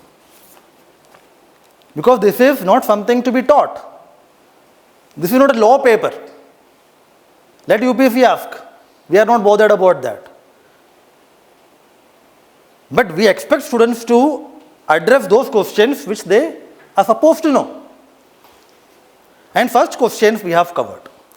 Now I am going to give you some evidence of that. Because we have an institution in India which is created for what? Evidence-based policy making. What is that? Bolo. An institution in India which has replaced one Nehruian legacy institution, Niti Aayog. So that is why we are following the approach of Niti Aayog. We are providing some evidence that few questions, almost 6 to 7, have come from directly from our test series, which we have conducted earlier. Now, this is a question related to Contempt of Court Act. Contempt of Court. Pursuant to the report of H.N. Sanyal Committee, the Contempt of Courts 1971 was passed. Have you come across this word, this committee, H.N. Sanyal, before? Yes or no? Fine, no problem. Even if you have not come across this, you will be able to answer. Anyway, the Constitution of India empowers the Supreme Court and the High Courts to punish for contempt of themselves. Fine. The Constitution of India defines civil contempt and criminal contempt. Now, come here. This is statement number 3. This is our question. Which of the following statements about the contempt of court are correct? It has been nowhere defined neither in the Constitution nor in any laws. What UPSC is asking? The Constitution of India defines civil contempt and criminal contempt. Now, what we are saying? The expression contempt of court has not been defined by the Constitution. However, the expression has been defined by the Contempt of Court Act 1971. Now, this is what? This is wrong statement. Yes or no? Yes. So, if 3 is wrong, correct statement, remove 3, 1, 2, 1, 2, 4. Now, the question is 1, 2 and 1, 2 are correct. This is correct automatically. Even if you do not know about H.N. Sanyal, still it's correct because it's a part of it. Now, problem is with 4. In India, the parliament is vested with the powers to make laws on contempt of court. See, this is correct statement. Pursuant to the report of H.N. Sanyal Committee, this act was passed. Who will pass this act? Parliament. Simple. If you want to go to the, let's say, fact of the matter, Article 19, Clause 2 deals with reasonable restriction on freedom of speech. Under this, there are many grounds. One ground is contempt of court.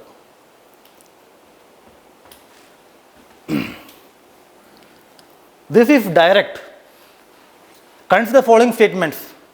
A bill amending the Constitution requires prior recommendation of the President of India. When a Constitution amendment bill is presented to the President of India, it is obligatory for the President of India to give his or her assent. A Constitution amendment bill must be passed by both the Lok Sabha and the Rajya Sabha by a special majority, and there is no provision for joint sitting. Now, let us see our question. Which of the following statements about the procedure for amendment of the Constitution is correct? Question is asking which of the following statement is correct about amendment. 4 statements are given. Only D, that is 4th statement is correct. These 3 are incorrect. Now let's see the explanation. The first procedure for the amendment of the Constitution as laid down in Article 368 is as follows.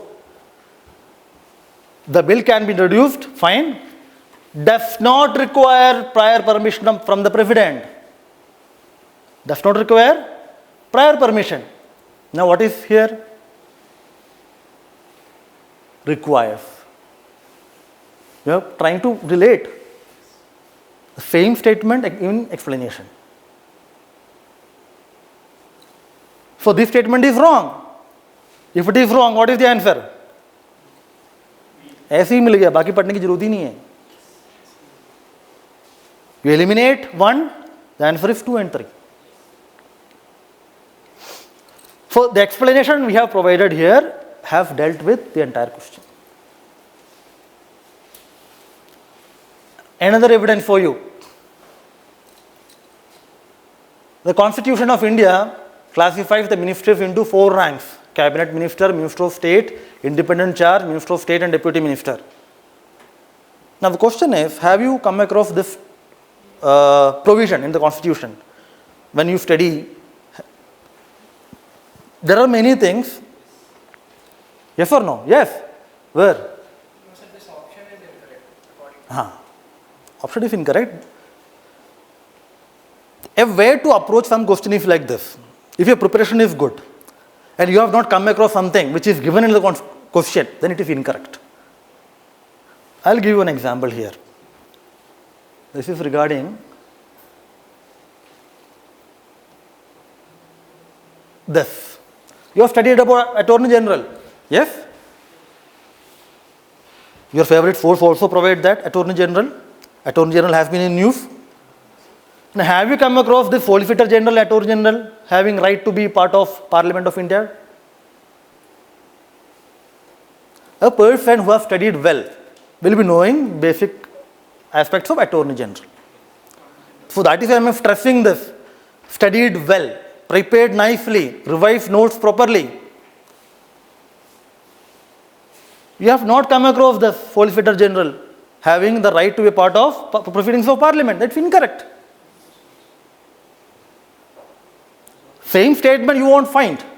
But you have studied Attorney General, which means that in that section in the Constitution or your notes, you have not come across this. So that's incorrect. This is how you answer questions.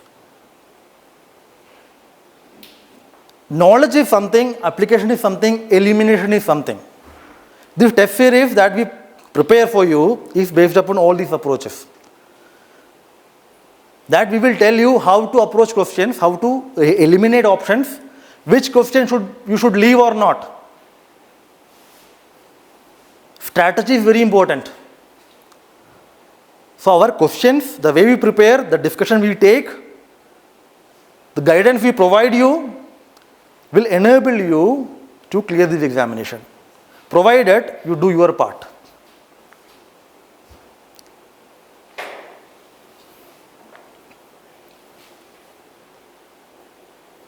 See, this is our question about Attorney General. In fact, we have asked 3 to 4 questions about Attorney General. Because Attorney General is always in news.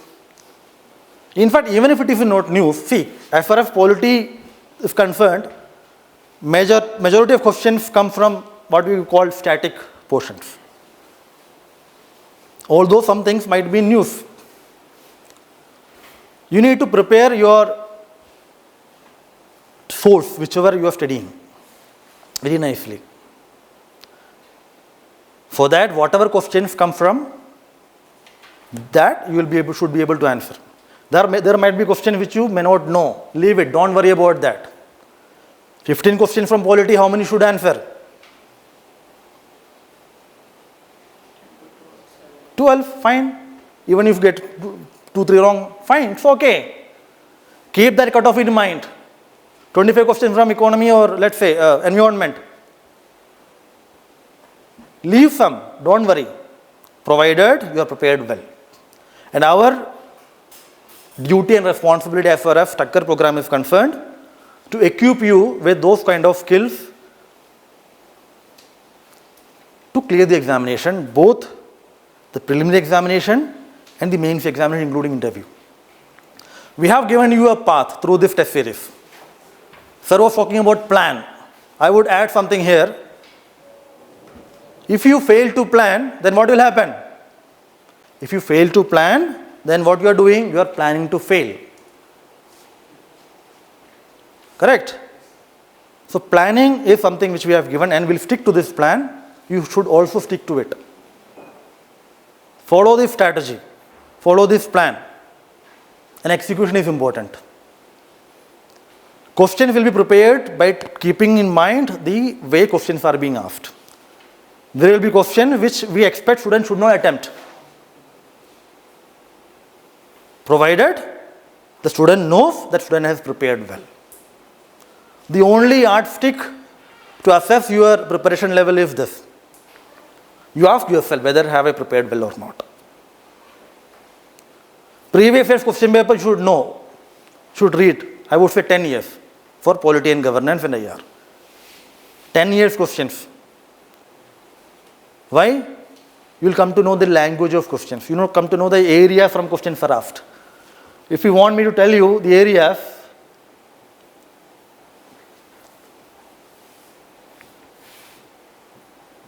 Parliament, fundamental.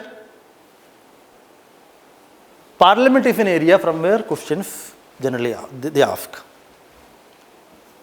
You will always find there were questions about anti-defection law, deputy speaker.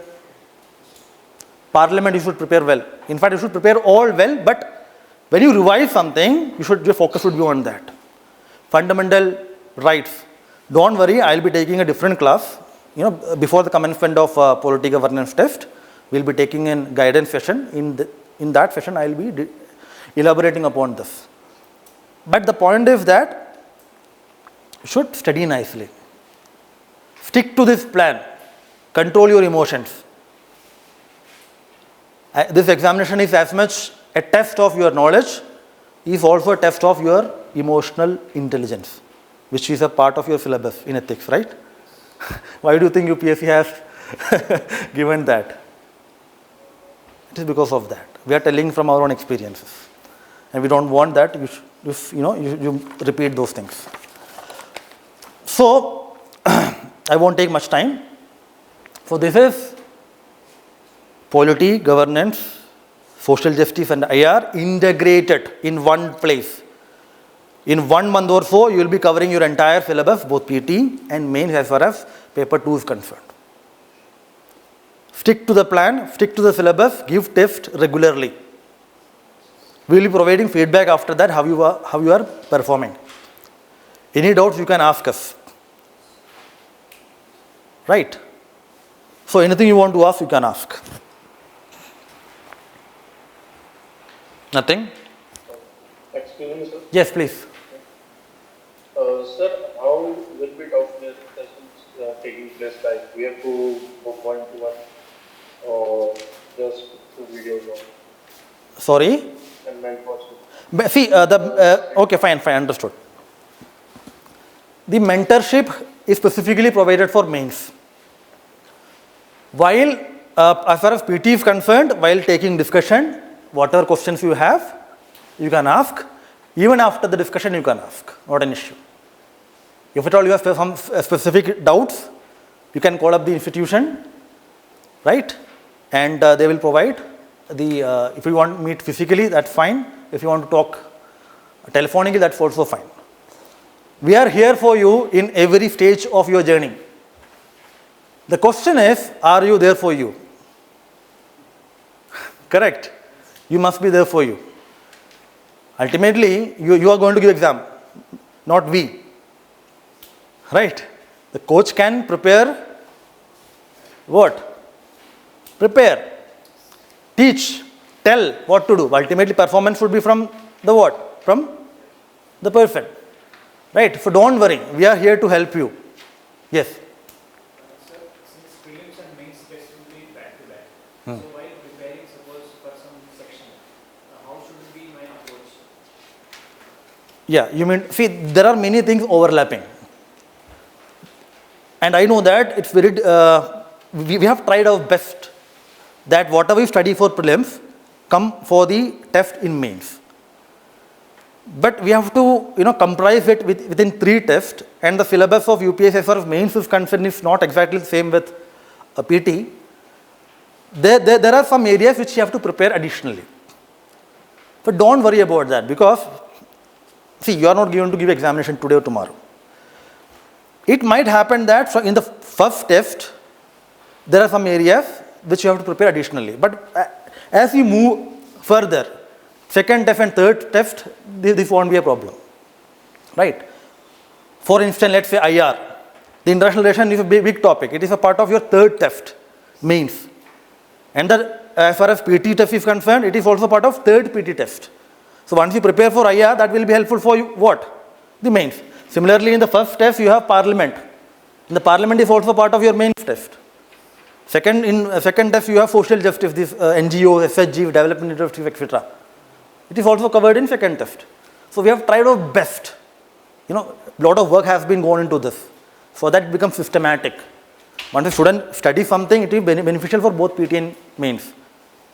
So UPSC preparation is integrated, and the test series we have integrated everything possible in the best possible manner, right?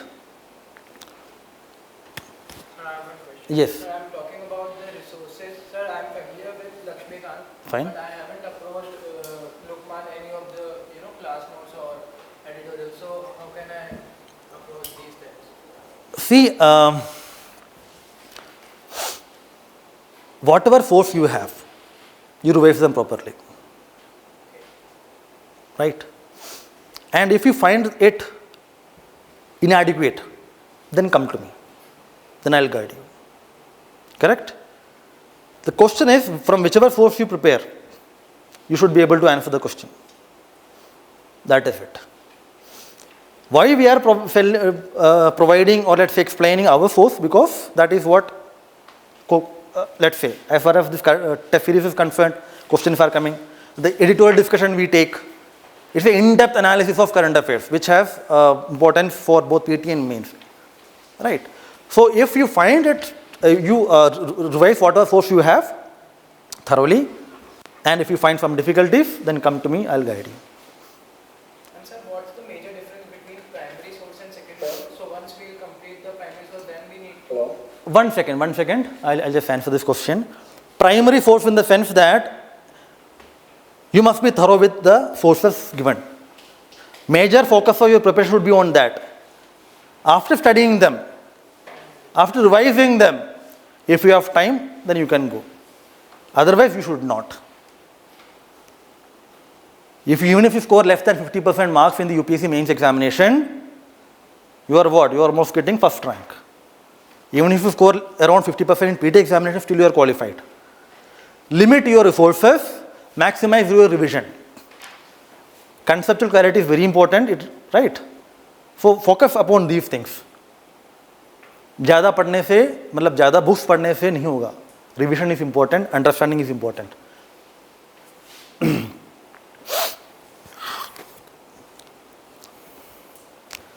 If you ask me, I will tell you 3 words: conceptual clarity, revision, and practice.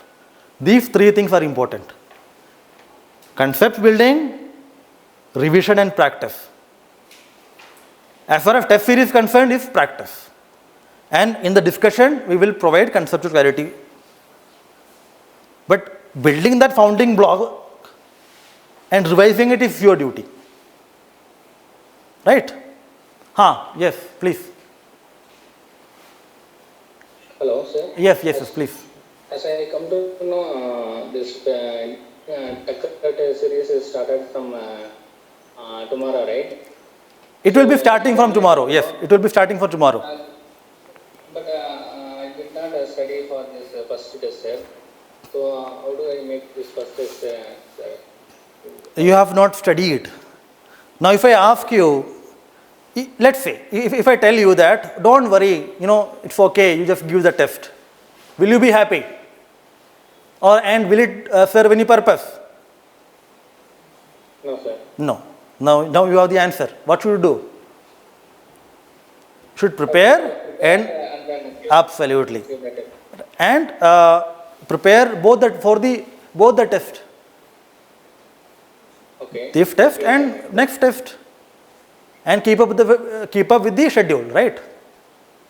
You may have to put in some extra work. Fine, that's okay. For next test, I have time for 1 week. For this test, I don't have, right? So how do I approach it? The approach should be, you should prepare nicely, then you give test. So whenever I can prepare, after that I can... No, whenever in the sense what? If you are going to prepare after 2 months, no. Okay. Don't give such freedom to you. You see, take 2-3 days, right? Prepare nicely, sleep less, study more, and give the test, and let's say, right? And take 3 to 4 days for preparing other tests and give. So within 1 week, you can complete 1 and 2 both. Can I? Right? Same question. Yes, please. Okay, sir. The same question which the gentleman earlier. Okay. Can I get this question paper on Saturday? Like after the second test. After the second test, yes. Can I give the first test after the second test on the same day? You mean to say that on the same day, if you want to take, let's say you have taken second test. Both the tests, yes, sir. Yes, it's possible. But you can't take second test when you are taking first test. No, absolutely, that I can. Okay, fine. Anything else? Okay, so all the best. I'll meet you again before the commencement of our polity, governance, social justice and IR. I'm emphasizing this because integration, right? So I congratulate you once more for being at the right place at the right time. Thank you so much. All the best. Now I hand over to the history faculty, Anish, and he'll guide you. Thank you. Okay, so good evening everyone. Good evening. So I think bore तो नहीं हुए ना आप लोग? नहीं हुए ना? चेहरा देख के तो लग रहा है कि नहीं हुए हो. I think all the senior faculties, starting from Ansari Sir and Lakshmi Sir and right now Raghu Sir, they have taken a detailed session and have informed you well that how our test series will go and what are the content and what is the agenda and how things will be given to you. Okay, so let me just begin with history section. बार बार एक ही बात को repeat करके क्या फ़ायदा होगा, ठीक है? So let me just give you that history is something what? In a colloquial sense, I will say that it is the most abused subject in the entire Indian academic system. क्योंकि किसी से भी पूछ लो history आता है, हाँ आता है. किसी से भी पूछ लो, जानते हैं, हाँ जानता हूँ, मुझे पता है, मेरा भी हम सब जानते हैं. तो ऐसे डायलेमा में अब यूपीएससी क्या करे भाई? जब सब हिस्ट्री जानते हैं तो कुछ तो हमें अलग करना पड़ेगा. और मार्केट में आप सभी जानते हैं कौन कौन से एंशिएंट हिस्ट्री के लिए आप कौन से सोर्स पढ़ते हैं, मिडीवल हिस्ट्री के लिए कौन से सोर्स पढ़ते हैं, वो सारे बुक आपको पता होगा. All of you would be knowing about that. And if you analyse from 2014 onwards, जब से मेंस, जब से ये प्रीलिम्स का या ये कहिए कि पूरे यूपीएससी का जो सिलेबस जो बदला गया है, how many questions do you find from this all this raddi sources, from this guides and the कुंजीज which are available in the market, और the videos which are available in the YouTube saying that the papa video और एक बार में आज तो इतिहास finish. इतिहास कभी फिनिश हुआ है? ठीक है, हिस्ट्री हमेशा चलते रहेगा और एक चलने वाला चीज है.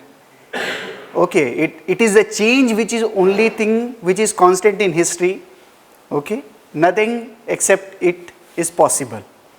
Okay, so if we analyze the number of questions which has been asked in the prelims of 2022, 15 questions were asked. Okay, and if we segregate from the ancient history, spelling mistake है, ignore कर देना, ठीक है. From ancient history we have 6 questions, from medieval history we are having 4 questions, modern history 4 questions, and primary sources 1 question. Now one of the thing is, what is this primary source? Can anyone say me or define what is this primary source in history? Anyone else? वो basic book है या रद्दी वाला या guide वाला book है? Yes, depend on the person नहीं. It shows that what kind of knowledge and what kind of understanding you people have. I think आप लोगों ने अपना प्रीलिम्स का मॉड्यूल, हिस्ट्री का मॉड्यूल कंप्लीट कर लिया है? कितने हैं जिन्होंने कंप्लीट कर लिया है, या एक बार भी आज तक कभी नहीं पढ़ा हो या कुछ भी नहीं पढ़ा हो? सब पहली बार पढ़ेंगे हिस्ट्री? सब पढ़े हुए हो ना हिस्ट्री? हाँ, ये मैं इसीलिए तो मैं बोल रहा था कि सब पढ़े हुए हैं. और ये अभी तक ये नहीं पता है कि प्राइमरी सोर्स क्या होता है. सो बेसिकली प्राइमरी सोर्स वो होते हैं जिनसे कि इतिहास लिखा जाता है. फॉर एग्जाम्पल पब्लिक एडमिनिस्ट्रेशन में अगर आप एडमिनिस्ट्रेशन का करना है, एक एग्जाम्पल दीजिए एंशिएंट हिस्ट्री के कॉन्टेक्स्ट में. कौटिल्याज अर्थशास्त्र. So that is primary sources. इतिहास में प्राइमरी सोर्स स्पेक्ट्रम नहीं है, ठीक है, याद रखना है. और ना ही मार्केट में मिलने वाले या किसी कोचिंग इंस्टीट्यूट का material. It is from where the history is constructed and it is from where the history is interpreted, understood, and by scholars and by historian it is presented to the people. And in this way the history of the civilization of any nation, of any people or if any individual is known to us. Okay? So this is through history. So ये एक trend देखा गया है कि खास करके 2017 से UPSC ने एक ट्रेंड बना लिया है कि ऑलवेज एक प्राइमरी सोर्स से क्वेश्चन पूछा जाएगा. और इस बार का जो प्राइमरी सोर्स का जो क्वेश्चन था वो था डायरेक्टली अर्थशास्त्र से, जिसमें कि स्लेवरी के कंसेप्ट के बारे में पूछा गया था कि अर्थशास्त्र स्लेवरी को किस तरीके से डिफाइन करता है और क्या क्या ग्राउंड्स हैं जिसमें कि लोगों को स्लेव बनाया जा सकता है, उनके क्या राइट्स हैं, उनके क्या प्रिविलेजेस हैं और कैसे आपको स्लेवरी से फ्रीडम मिल सकता है. सो ये सारी चीज़ें थे, ठीक है. तो ये अब हो चुका है. तो इसलिए अब इस बार का जो हिस्ट्री का जो मॉड्यूल है उसमें हम ये फोकस करेंगे कि हर सेक्शन के एंशिएंट, मिडीवल, मॉडर्न के जो प्राइमरी सोर्सेज हैं हम उन प्राइमरी सोर्सेज से क्वेश्चंस को कवर करें, ठीक है. दूसरा चीज अब आ जाइए, now we come to the analysis. अब ये है इस बार का यूपीएससी का सेट ए मैंने लिया हुआ है. सेट ए का क्वेश्चन नंबर 52 है. In medieval India the term fanam referred to. इसका सही ऑप्शन है कॉइन, ठीक है. और सेम क्वेश्चन, ऐसा ही एक क्वेश्चन जो था फ्रेम किया गया था लुकमान आईएएस के हिस्ट्री का क्वेश्चंस मैं फ्रेम करता हूँ. ड्रीम 400 MCQ का ये क्वेश्चन है. द टर्म्स दहलीवाल, टंका, जीतल एंड फनम, बताओ, ठीक है. और यहाँ पे कॉइन्स और बी में कॉइन, इत्तेफाक से कॉइन हो गया. So this is the one thing हमारे टेस्ट सीरीज से. क्वेश्चन नंबर 93 संगम लिटरेचर, ठीक है. संगम पोएम्स ये यूपीएससी का क्वेश्चन है और ये हमारा फ्रेम किया हुआ क्वेश्चन है. ये नहीं होगा, ठीक है. Sangam literature refers to magical forces as irrational. Sangam literature is devoid of any believe in magical forces. मिल रहा है.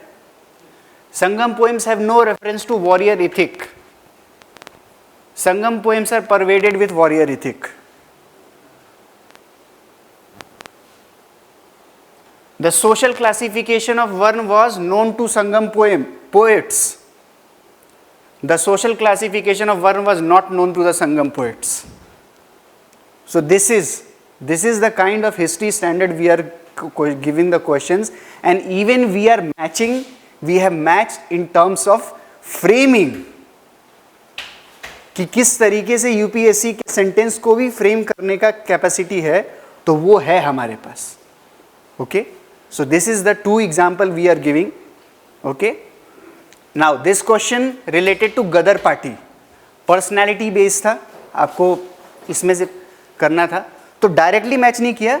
But there was one question which of the following statement about the Gadar party is true. और इसके explanation में यहाँ पे लिखा हुआ था रास Bihari Bose and Jatin Mukherjee who were coordinating. So यहाँ से अगर आप इन दो को अगर पढ़ते हैं तो आराम से आप इसमें एलिमिनेट कर देंगे. And you will be knowing the answer. ठीक है. With reference to Indian history consider the following text. और इसमें आपको बताना था इन सारे टेक्स्ट में कि जैन टेक्स्ट का कौन कौन से हैं. ठीक है. अब यहाँ पे मैंने इस चीज़ के बारे में डिस्कस किया था, और डिस्कस करते समय मैंने, जब हम प्रीलिम्स टेस्ट सीरीज़ का जब डिस्कशन ले रहे थे, तो मैंने एक ट्रिक बताया था कि जब भी आप जैन टेक्स्ट को अगर करेंगे तो आपको ये वर्ड देखना है अवदान. और जब भी ऐसा वर्ड अगर आपको अवदान के साथ में अगर मिल जाएगा तो आपको ये राइट करना है कि अवदान शतका. ठीक है. तो इससे फिर आंसर क्या होगा? एनीवन? कैसे?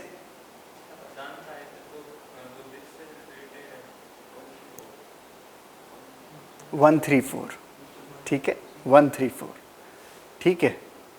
ये आपको याद रखना है. अब ये जो एक क्वेश्चन था, हर बार बताया गया है कि एक जो क्वेश्चन ऐसा होता है हर सेक्शन में है जो कि रैंडम और बाउंसर फेंका जाता है, जिसे हम आम भाषा में कहेंगे कि बाउंसर क्वेश्चन फेंका गया है. And that is the question related to Kautilya's Arthashastra. दो in the history question itself I have framed the question related to अर्थशास्त्र, but it was in with relation to the Mauryan Empire. और basically ये एक misconcept है students के बीच में. लोग ये सोचते हैं कि चूंकि अर्थशास्त्र और मौर्यन एम्पायर, चंद्रगुप्त का और कौटिल्य अर्थशास्त्र का बहुत ही क्लोज रिलेशन होता है, तो अर्थशास्त्र कैन बी अंडरस्टूड, और अर्थशास्त्र is a source of understanding or interpreting or knowing about the history of the Mauryan Empire. ये wrong information है. अर्थशास्त्र is a textbook. Public administration में सर ने आपको बहुत डिटेल में पढ़ाया होगा. It is primarily a book which is dealing with the statecraft, not with the Mauryan. हाँ, वो Mauryan time period के साथ contemporary है. कुछ आपको उसके information मिल जाएंगे, but that doesn't mean that it is the primary source of the Mauryan Empire. जरूरी नहीं है कि जैसा अर्थशास्त्र ने जिस तरीके से मॉडल बताया था कि इस तरीके से स्पाई सिस्टम होना चाहिए, इस तरीके से मिलिट्री सिस्टम होना चाहिए, वही same to same control C और कंट्रोल वी कर दिया गया मौर्यन एम्पायर में. ऐसा कुछ नहीं था. टाइम सिचुएशन के हिसाब से, रिक्वायरमेंट के हिसाब से आप चेंजेस करते हैं. Okay. So in this context the question was related, और हम क्लेम नहीं करते हैं कि हमने डायरेक्टली वैसा किया हुआ था. Though I had went to that primary source, but मेरा भी थिंकिंग ये था कि यूपीएससी इतना अंदर नहीं चली जाएगी कि अर्थशास्त्र के अंदर उस इतने मोटे बुक के अंदर में उसके 8वें चैप्टर में. और मज़ेदार बात ये है कि जब प्रीलिम्स का जब एनालिसिस जब हुआ, मेजॉरिटी ऑफ कोचिंग इंस्टीट्यूट ने, आइदर हम लोग प्रिपेयर कर रहे थे, Vaibhav was with me and he is one of our content team member, majority of coaching institutes ने इसका सीधा ऐसे ही उठा के आंसर दे दिया था 1, 2, 3 without even bothering to study the Kautilya's Arthashastra, जबकि इसका आंसर होगा 2 and 3 ओनली. मेजॉरिटी आप जाएंगे अगर वेबसाइट में अगर चेक करेंगे तो इसका आंसर है. यहाँ से इसमें क्या पॉइंट है इसको समझने का. A person could be a slave as a result of judicial punishment. By judicial punishment, one person can become a slave. This provision was there. But point था कि a person. जब आप कौटिल्य के अर्थशास्त्र को पढ़ेंगे तो उसमें डिवीजन है. एक कैटेगरी है आर्यन का और दूसरा कैटेगरी है नॉन आर्यन का. एन आर्यन पर्सन किसी भी कंडीशन में वो स्लेव नहीं बन सकता है. तो जब अगर हम उस लॉजिक को अगर लगाते हैं, यहाँ पे तो मेंशन नहीं किया हुआ है कि आर्यन होगा वो. जब अ पर्सन बोल रहा है तो आर्यन भी हो सकता है, नॉन आर्यन भी हो सकता है, लेकिन बाय पनिशमेंट सिर्फ एक नॉन आर्यन ही स्लेव बन सकता है. सो ये स्टेटमेंट गलत हो जाएगा. उस कॉन्टेक्स्ट से ये गलत हुआ क्योंकि आर्यन के लिए एप्लीकेबल नहीं है. तो इस तरीके से अगर हम 1 को एलिमिनेट करते हैं, और कई बार यूपीएससी का ये लॉजिक भी होता है कि अगर ऐसे प्राइमरी सोर्सेज से या किसी अगर बहुत ही पेचीदगी वाले क्वेश्चन को अगर आप एक सेंटेंस अगर पकड़ लेंगे और आपने अनुमान से लगा लिया या आपको पता है कि हाँ ये ऐसे गलत हो जाएगा, ये गलत है, आप डायरेक्टली एलिमिनेट कर देंगे. सीधा 1 को एलिमिनेट करो और सीधा बचता है ऑप्शन क्योंकि ऐसा तो होगा नहीं कि इसके अलावा कोई चौथा ऑप्शन, पांचवा ऑप्शन है, इसी में से तो आंसर होगा ना। तो बस हम 2 and 3 only, this is the right answer. ठीक है, so we have a lot of things. मुझे याद है he used to sit in my discussion class while the prelims, and Ashok की एडिक्ट के बारे में जब हम बात करते थे, तो जब एक क्वेश्चन हमने बनाया हुआ था यहाँ पे कि बेसिकली हमने अशोक के आर्ट एंड जो कल्चर पोर्शन है उसके बारे में हम डिस्कशन कर रहे थे, और उस समय मैंने 13 जितने भी अशोक के जो 13 मेजर एडिक्ट्स हैं उनके बारे में डिस्कशन लिया था, और ये बताया भी था कि ये बहुत ही इंपॉर्टेंट है। और एनसीईआरटी के अगर आप introduction to Indian art class 11th के 3rd चैप्टर में अगर जाते हैं, तो 3rd चैप्टर में सबसे पहले में आपको एक मैप दिखता है, और उस मैप में पूरे जितने भी अशोक के जो एडिक्ट्स हैं उनको लोकेशन के साथ में दिया हुआ है। तो वो पूरा का पूरा अगर आपको उससे याद है तो आपको पूरा पता चल जाएगा कि हाँ ये ज़रूरत है, वहाँ से आप इस आंसर को पता लगा सकते हैं। ठीक है, now this question related to Mongol invasion, this was the question. इसमें ये पूछा जा रहा है कि the first Mongol invasion of India happened during the reign of Jalaluddin Khalji. Point was कि वन ऑफ द थिंग, जब मैंने सुल्तान अलाउद्दीन खलजी के पॉलिसी के ऊपर एक क्वेश्चन बना हुआ था, ठीक है, और उसमें हमने ये बताया था कि डिस्कशन लेते समय मैंने ये बताया था कि that the Mongol attack on the Delhi sultanate increase during the reign of Alauddin Khalji. और उसी डिस्कशन में मैंने सबसे पहले बताया था कि जो सबसे पहला जो मंगोल इन्वेजन इंडिया में होता है ड्यूरिंग द रेन और during the time frame of the Delhi sultanate, वो होता है इल्तुतमिश के टाइम में, that is the first time. और उसके बाद में and then the second part of the question, Mohammad bin Tughlaq temporarily lost portion of the north west of his kingdom to Mongols, नहीं, because he posed the greatest challenge and even defeated the Mongols also, and some of the territories of the northwest which were under the control of the Mongols were brought under the control of the Delhi Sultanate. So discussion लेते समय अगर आपको याद होगा वो videos उस समय available नहीं होते थे, only Shiva used to be there and he used to attend those classes. So उस discussion में मैंने इस पूरे मंगोल invasion को पूरा डिस्कस किया था कि क्या उसके इम्पैक्ट थे। और अलाउद्दीन खलजी के टाइम में पहली बार फॉर द फर्स्ट टाइम हम देखते हैं कि फर्स्ट फेज में मंगोल्स ने इवन दिल्ली तक के कई सिटीज़ को और कई उसके इलाकों को जला के राख कर दिया था। बट सेकेंड टाइम जब अलाउद्दीन का जब आप मार्केट पॉलिसी पढ़ते हैं और जब उसने for the first time standing army को क्रिएट किया, तब सेकेंड फेज में जाके उन्होंने मंगोल को अच्छे से एक चुनौती दिया, और जो कि आपने देखा भी होगा पद्मावत मूवी में, याद है ना, सर लेके सीधा धुएं से निकल जाता है, तो वही वो सेकेंड फेज था एक्चुअली में। ठीक है, so these are the all things इस तरीके से। नाउ रामानुजा के बारे में ये क्वेश्चन आया था, this is a question which is related to current affair, Statue of Unity. ठीक है, पंचरत्न का कंसेप्ट आया था कि कौन से पंच धातुओं से ये इनका स्टैच्यू बनाया गया था, and the theory and the doctrine of the Advaitavada. आप फिलॉसफी अगर पढ़ते हैं, जो 6 system of school of philosophy है, वेदांत फिलॉसफी के अंदर में इनका कंसेप्ट उभर के आता है। Okay, and something related to the philosophy मैंने क्वेश्चन पूछा था अद्वैतवाद से, और उसमें रामानुजा के बारे में और शंकराचार्य के बारे में उनके फिलॉसफी को पूरा इंटायरली डिस्कस किया हुआ था। ओके, सो ये थे पूरे कुछ सोर्सेज जो कि मिले। कुल एनालिसिस करने के बाद में 15 क्वेश्चन में से 12 क्वेश्चन ऐसे थे जो कि हमारे प्रीलिम्स के टेस्ट सीरीज से मैच किए थे out of this. Okay, now coming to this टक्कर, क्या इससे रिलेटेड आपको कोई भी डाउट या क्वेरी या कोई क्वेश्चन है इस फॉर्मेट में? एनीवन? नहीं है, ठीक है। जैसा कि आप सभी जानते हैं कि कल आप सभी का पहला प्रीलिम्स का टेस्ट होने वाला है, and the starting section is of history, right? And detailed syllabus has been given, even the sources have been mentioned that from where all of you have to prepare. Okay, 100 questions के test आपके रहेंगे, और उसके बाद आप लोगों को time भी पता है कि किस टाइम पे आप लोगों को आके टेस्ट देना है। My request to every student will be that you please, corona का टाइम था, आप लोगों ने बैठ के ऑनलाइन दिया, ठीक है। अब कोरोना का उतना कोई डर नहीं है। क्यों वेट करना है अप्रैल मंथ के मॉक टेस्ट के लिए कि जब मुहूर्त निकलेगा तभी उसी समय जाके टेस्ट देंगे। आज से ही अपने आप को ब्रश अप करना चालू कीजिए।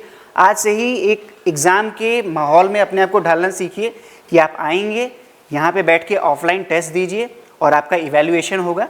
उससे मुझे भी आसान रहेगा कि मैं हर एक इवन इंडिविजुअल स्टूडेंट के परफॉर्मेंस को देख पाऊंगा और समझ पाऊंगा और एनालाइज कर पाऊंगा। हो सकता है कोई एंशिएंट इंडिया में अच्छा हो लेकिन मिडिवल इंडिया उसका कमजोर हो, तो रेस्पेक्टिव सेक्शन में डील करने के लिए मुझे भी आसान रहेगा। एंड कल जो नेक्स्ट जो संडे होगा आपका मेंस का भी टेस्ट रहेगा और मेंस के टेस्ट के बाद ही 12 बजे से आपका पीटी टेस्ट का डिस्कशन स्टार्ट हो जाएगा। ठीक है, आपका डिस्कशन होगा, उसमें आप जो भी क्वेरी पूछना चाहते हैं पूरा डिटेल डिस्कशन लिया जाएगा इवन। और मेरा रिक्वेस्ट भी रहेगा कि आप सभी कॉपी पेन जरूर लेके आएँ, क्योंकि जितना एडिशन होगा मैं उसमें और भी वैल्यू एडिशन आपको नॉलेज दूंगा। ठीक है, आप सब रहें। और फिर आपका डिटेल जो है, जो आपने जो मेंस का जो टेस्ट पेपर लिखा है उसका इवैल्यूएशन किया जाएगा, आपको आंसर शीट भी प्रोवाइड किया जाएगा, मॉडल आंसर्स भी दिए जाएंगे।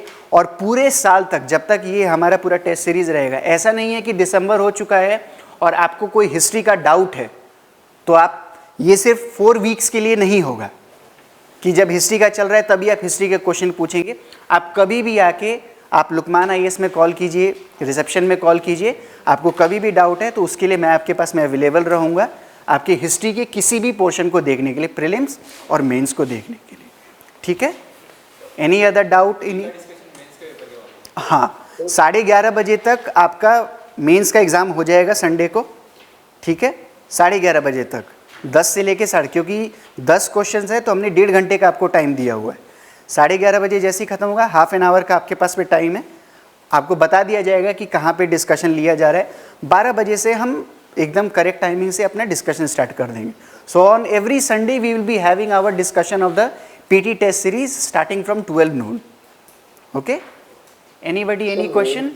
सर मेंस में जैसे बुक उपेंद्र सिंह का आपने मेंशन किया है, हाँ, तो सर वो पढ़ना, हाँ, I was expecting this question कि उपेंद्र सिंह, देखिए पढ़ना आप लोगों के पॉसिबल नहीं हो पाएगा। मॉडर्न इंडिया के लिए शेखर बंदोपाध्याय हो गया, इंडिया स्ट्रगल फॉर इंडिपेंडेंस हो गया। देखिए इसका एक मैं आप लोगों को ट्रिक बताता हूँ कि कैसे आपको पढ़ाई करना है। देखिए सबसे पहला आपका जो प्राइमरी सोर्स होगा वो होगा एनसीईआरटी। ठीक है, अब मान लीजिए कि आप एनसीईआरटी में पढ़ रहे हैं, आपने पढ़ा इंडस वैली सिविलाइजेशन, आप क्लास 6 का एनसीईआरटी पढ़िए, वो आपको सबसे पहले बेसिक नॉलेज देगा इंडस वैली सिविलाइजेशन के बारे में। फिर आप डायरेक्ट जंप कीजिए क्लास 12 के एनसीईआरटी पे, उसमें एक चैप्टर है जो कि हड़प्पन सिविलाइजेशन के बारे में डील करता है। इसको आपने पढ़ लिया, पूरा नोट्स बना लिया। अब क्या करिए, उपेंद्र सिंह लीजिए, आपको पूरे बुक को जाने की जरूरत नहीं है। अब आप सीधा उसके इंडेक्स में जाइए, देखिए कहाँ पे इंडस वैली सिविलाइजेशन है और फटाफट कौन कौन से इंपॉर्टेंट पॉइंट्स है। सो टैली करते हुए बुक्स के साथ में आपको पढ़ाई करना है, इंटायर बुक को नहीं। एनसीईआरटी से टॉपिक उठाओ, टैली करो उसको, जो मेन स्टैंडर्ड बुक है वहाँ से मटेरियल्स, वहाँ से फैक्ट्स डेटा को उठाओ और नोट्स बना के और इस तरीके से अपना प्रिपरेशन करो। सेम ऐसे ही मिडिवल इंडिया में और सेम ऐसे ही मॉडर्न इंडिया में भी आपको करते हुए चलना है।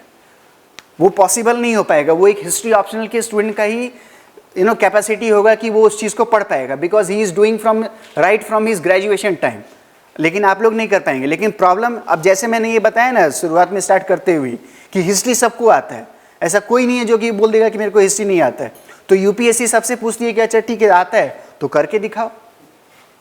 तो इसीलिए उन रद्दी सोर्सेज से जो मार्केट में जो अवेलेबल जो हो रहे हैं, जिन्हें लोग कहते हैं कि ये इसी से सब कुछ हो जाएगा, तो यूपीएससी को अपना स्टैंडर्ड मेंटेन करना है। एक कॉन्स्टिट्यूशनल रिस्पॉन्सिबिलिटी है यूपीएससी के ऊपर टू मेंटेन टू मेरिट के सिस्टम को। तो उस नॉलेज को करने के लिए आप किसका इस्तेमाल करेंगे? आप एक स्कॉलर का ही तो इस्तेमाल करेंगे, आप एक हिस्टोरियन का इस्तेमाल करेंगे। इसलिए इन बुक्स का रेलेवेंस जो है वो बढ़ चुका है और क्वेश्चंस इनसे डायरेक्टली आ रहे हैं। ठीक है, anyone? Yes, art and culture के लिए देखिए मैंने सबसे पहले आपको क्लास 11th का an introduction to Indian art part 1 और क्लास 12 का इंट्रोडक्शन टू पार्ट 2 पढ़ना है। उसी में क्लास 11th में इसी साल न्यू एडिशन किया गया है, knowledge practices and tradition of India.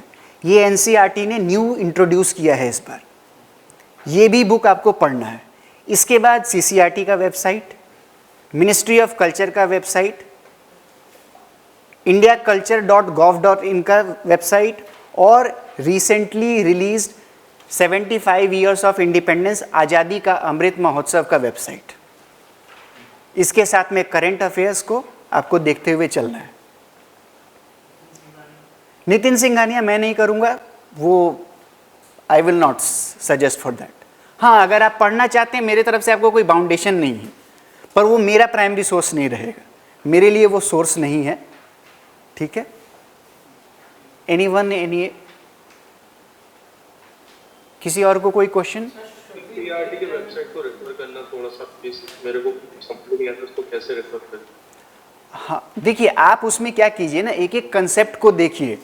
उसमें ये देखिए, मैंने आपको पहले ही बताया कि कंडीशन आप ये देखिए कि सपोज करिए कि अजंता के केव्स के बारे में अगर डिस्कस किया जा रहा है, तो आप देखिए कि अजंता के केव्स के बारे में क्या सीसीईआरटी के या आज़ादी का अमृत महोत्सव या indiaculture.gov.in के वेबसाइट के बारे में कुछ एडिशनल इन्फॉर्मेशन अवेलेबल है, तो वैसे कॉन्टेक्स्ट में आप वहाँ से इन्फॉर्मेशन उठाइए, टैली करते हुए चलिए। एनसीईआरटी प्राइमरी बेस रहेगा, जो भी उसका टॉपिक और कंसेप्ट उसके अंदर में अवेलेबल है, उससे फिर आगे बढ़ के थोड़ा देखिए कि हाँ कैसा हो रहा है।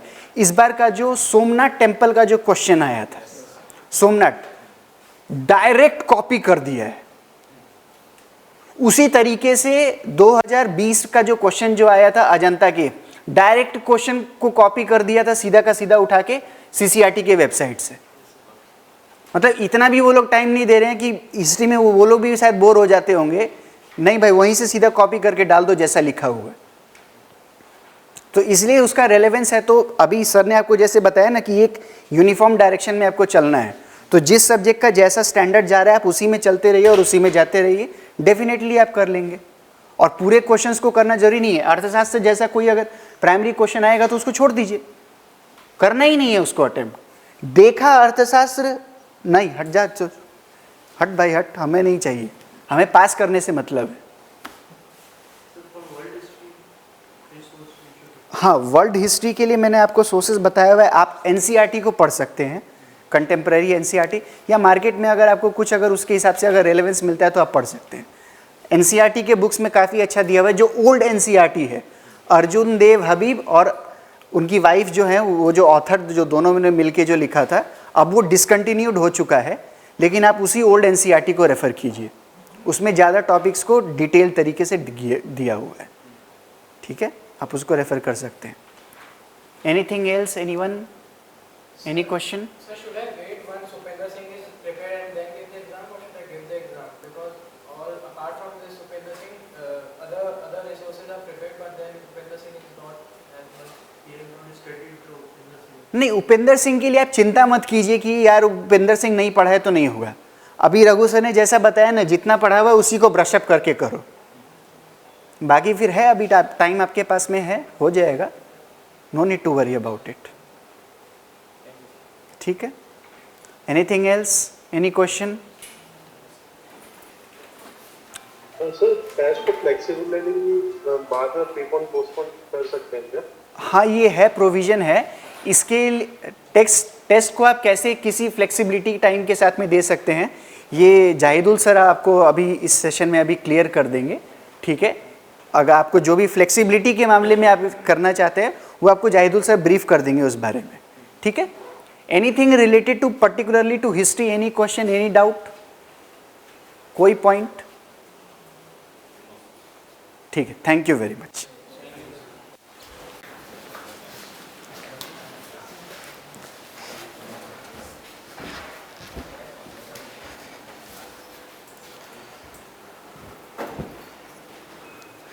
So hello everyone. Okay, so like today I'm going to discuss two things importantly. One is like I'm going to discuss some of the questions that reflected from Indian economy. Second part is from science and technology. Apart from this, I'm also going to help you understand, I mean like some of the queries that you may be having related to the schedule, related to administrative aspects of the test series. So like before I proceed, so let us discuss about the test series, right? So all those students who are going to join the test series now, they will be given login credential of a students portal. So you will receive the login credential of the students portal. In the students portal, all the prelims test paper will be uploaded, okay, on the day of the exam. So like, there is a scheduled timing for all the tests. So at the scheduled timing, the papers will be available. Just soon after, attempting the paper, once you submit, you will be able to see the solution also. You'll be able to see your rank there, okay. And related to mains exam also, the question papers will be uploaded there, answer booklets will be uploaded. So all you need to do, you can download if you are online student, or like if you are coming for offline test papers, in that case you will get the things in printed format, okay. So let us quickly discuss some of the questions from Indian economy, and we are also going to discuss few questions from science and technology. Basically today there was an elaborate session by Anish Sir, because like from tomorrow the test is starting on history, right? So that's why he discussed in detail about the preparation strategy for history, what are the sources you need to follow for history, and like what should be your preparation strategy for history and all. So he will be in touch with you during the test paper, and like even after the a particular subject is covered, so later on like you can ask your question related to that subject. I mean, faculty members are available with us, right?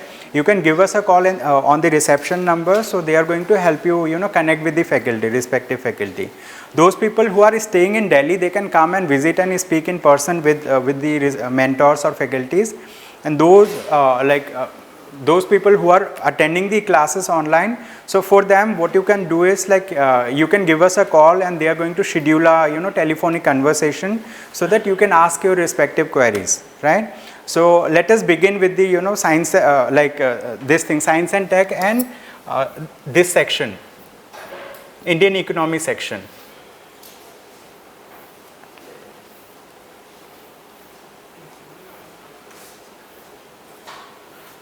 And I will also take your questions, like if in case you have any question related to test series.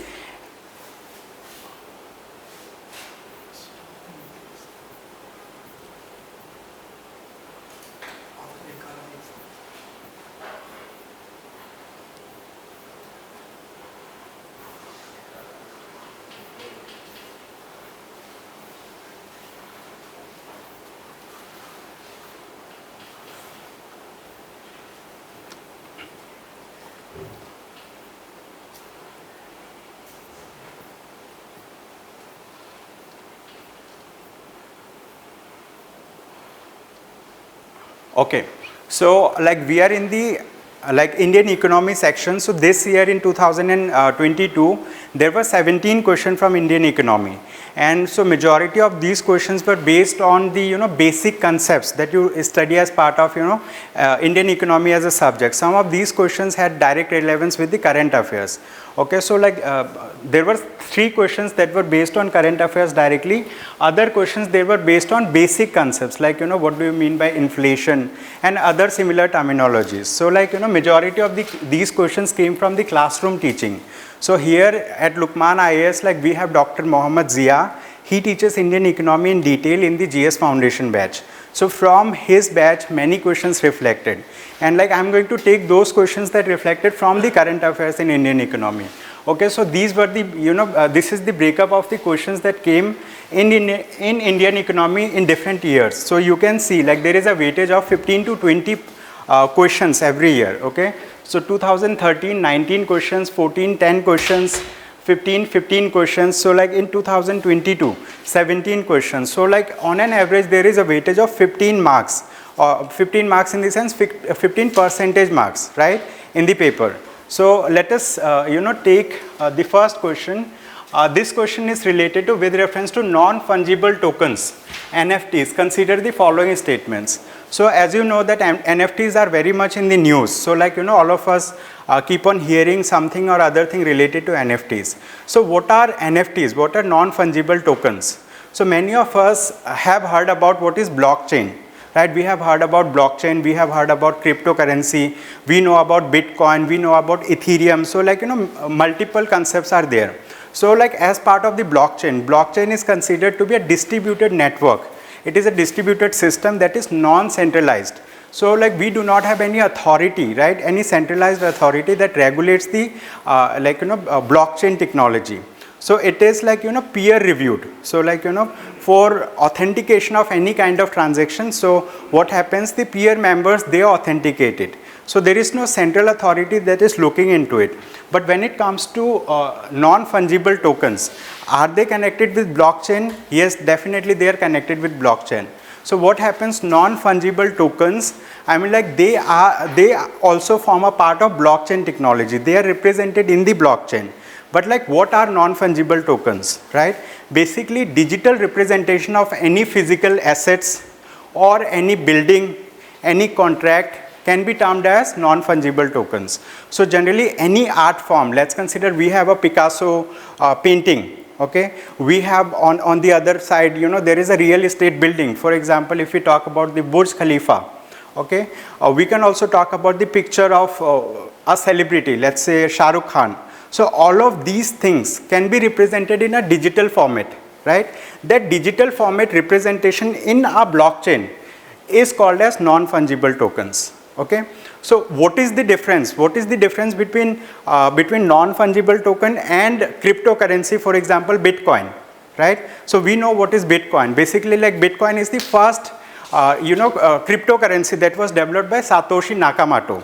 He has developed, this thing using open source. Like, he did not develop it himself, but like it was an open source project. So we have GitHub, we have, multiple other things. So like, what happens? So he started that project and like still nobody could identify who is the real person, who is Satoshi Nakamoto. Okay, so why? Because like, Bitcoin is also associated with a lot of other things. Like, there are concerns of illicit transaction happening. Illicit means like, for example, drug mafias, they are being, made payment for trafficking, for any kind of, terrorist attack and all. So the transaction is happening through that process. So Bitcoin is somehow connected with non-fungible token. But when we talk about Bitcoin, Bitcoin is an example of a cryptocurrency. We can have multiple types of cryptocurrencies, but all of them are working in a blockchain, right? So in this similar blockchain, we can have non-fungible tokens.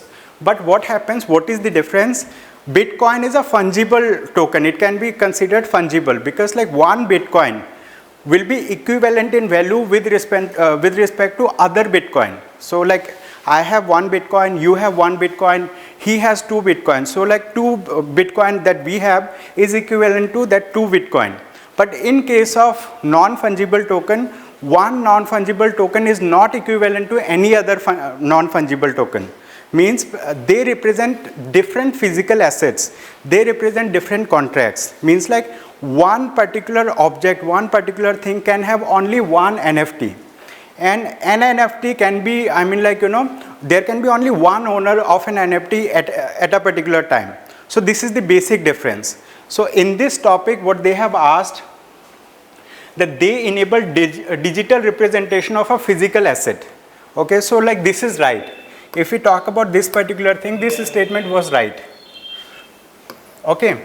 Second statement, it says they are unique cryptographic tokens that exist on a blockchain. This is also right.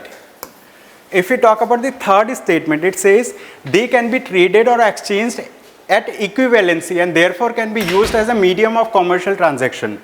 This is incorrect. Why this is incorrect? Because like although like they can be considered as a medium, they can be transacted, like ownership can go from one person to another person, but the thing is they cannot be traded at equivalency. All non-fungible tokens are unique in themselves and their underlying value is different from one another. So that's why they cannot be, traded on equivalency. If we take an example of Bitcoin, one Bitcoin is equivalent to other Bitcoins, so they can be traded at equivalency. But like this thing cannot be traded. So that's why the answer to this question was this. And so what happened in our daily current affair, we have asked this particular, we have given this thing in our current affair. So we have discussed about non-fungible tokens. What are non-fungible tokens, how they are related with, this blockchain technology, etc. So this was one of the questions that reflected from current affair. Okay, and so any doubt in this particular question? Okay, so with this we will take another question now.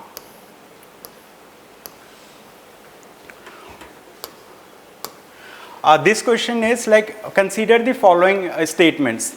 In India, credit rating agencies are regulated by Reserve Bank of India. Basically, Reserve Bank of India regulates the banking sector in India.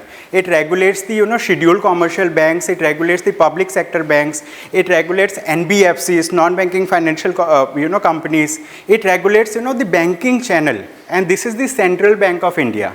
Right, so we have a central bank for most of the countries, right? So like it does not regulate. See, the credit rating agencies are regulated by Securities and Exchange Board of India. Okay, so as of now we have 6 credit rating agencies that are listed with SEBI. Okay, so SEBI is the body, Securities and Exchange Board of India. This regulates credit rating agencies. So first statement is incorrect. If first statement is incorrect, we directly came to the answer. Option B is the right answer in this question. We can eliminate because all other options has one, in it. Second thing is the rating agency, popularly known as ICRA, is a public limited company. Okay. ICRA means like it is one of the credit rating agency that is listed with SEBI, and ICRA stands for like India Information, this Information and Credit Rating Agency, like that, private limited. This is the name of a company. ICRA is the name of a company. So this statement is right. Investment Information and Credit Rating Agency of India Limited. This is the full form of this ICRA. Apart from this, Brickworks Rating is an Indian credit rating agency. Basically, this was in current affairs. Okay, so this was in current affairs because of some irregularities associated with Brickworks Rating. So that's why these two statements are right. First statement was incorrect. So option is option B in this case. Okay. So here, like what has happened, we have covered the credit rating agencies, like these are the credit rating agencies that are that are actually registered with SEBI. So Brickworks Rating is there. Okay, so this was covered in our current affair. Daily current affair, we release daily magazine of current affair. So there we have covered this thing. So in our questions also you will find similar pattern of questions. After this, okay, so let us take some questions related to science and technology. So we have understood some questions related to economy. So science and technology, again, this is one of the area from where we expect many questions in UPSC. You see 19, 16, 4, 2, 3 means there has been a huge variation. So from 19, 16, then up to 2 questions, then 8 questions. So generally on an average we can consider 10 to 15% weightage being given to science and technology. So in science and tech we see some questions are from the basic part. Many a times they ask questions directly from cell. Biology, they ask about different types of cell. Sometimes they ask questions that are application based. Many a times the questions that they are asking on science and technology, they are application based. Means something which is in news, they will ask this thing will be is applicable to this thing, that thing and that thing. So here whenever we are reading science and technology, we have to read the basic sources, the NCERT books, and after then we have to connect it right with the current affairs, what is going on. And we need to think on the application part of everything that is in news. Okay, application part. So we will look into some of the questions from science and technology today. So this is one of the question from science and tech. So it is asking about, consider the following statements. DNA barcoding can be a tool too. Okay, so here they have asked the underlying concept DNA barcoding. So first of all, we need to understand what is DNA barcoding. Second thing, we need to understand about what are the applications of DNA barcoding. And in this question, they have simply asked about what are the applications of DNA barcoding. We all have heard about this terminology DNA. We know what is DNA, right? We also know DNA fingerprinting. Why? Because it keeps on coming on news that DNA fingerprinting is used to identify criminals, because like it is like, taught to people like, who are studying criminology or for investigation purposes. But apart from this, we have a similar thing that is known as DNA barcoding. We know what is barcoding. Basically, like if you go to any mall, right? In the mall, they have thousands of items. You can bring one item if you want to purchase it. They will simply like scan it, and they will be they'll be able to identify every information related to that good is recorded in the barcode itself. What is its price, like which date it is manufactured, what kind of good it is. They simply scan and they give you the bill. So barcoding actually helps us to encode the information that can be decoded also. Some information we are encoding, and this information can be decoded so that like we can get meaningful information. This is the thing. So what we are encoding here, we are encoding the information that is there in the DNA. DNA stands for deoxyribonucleic acid. Okay, so like we have DNA, RNA, right? So like if you talk about COVID-19 virus, what kind of virus it is? It is an RNA virus. Okay, so RNA, DNA, these are genetic materials basically. So when we are doing the DNA barcoding, what we are doing, we are encoding the genetic information, right, somewhere, and that can be used for multiple purposes. So let us see like what can be the application of these things. Okay, the first thing is assess the age of a plant or animal. Basically, like why we are doing the barcoding, because like we already have the information of this, we are barcoding it now so that like we can retrieve the information later. But like when we want to assess the age of a plant or animal, we need to have the prior information of this thing. So for assessing the age, what we do, we calculate the half-life of any plant or animal. So in scientific technology, that is named differently, and like we see like carbon dating, we call it carbon dating. Why we are doing carbon dating? So that like we can assess the age of something, right? So like this is not done through DNA barcoding, because carbon dating will help us to identify how old that fossil is. And we generally use carbon dating for those things that are very old, maybe thousands of years old. Okay, so DNA barcoding will help you to code some information that is available with you. It is not going to give you some information that was that is recorded thousands of years back. So this is not one of the application of DNA barcoding, right? If we talk about the second statement, it says distinguish among species that look alike.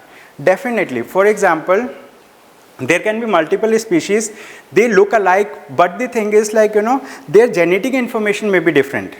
Means like genetics associated with the species may be different. So like if we barcode one kind of a species and we barcode some other kind of a species, okay, although they may be looking same, but like their DNA, their information that is stored in their genetic material will be different from one another, and this will help us to distinguish, to identify the differences between those things. Okay, so this will be one of the application of DNA barcoding. Apart from this, if we talk about the third statement, it says identify undesirable animal or plant material in a processed food.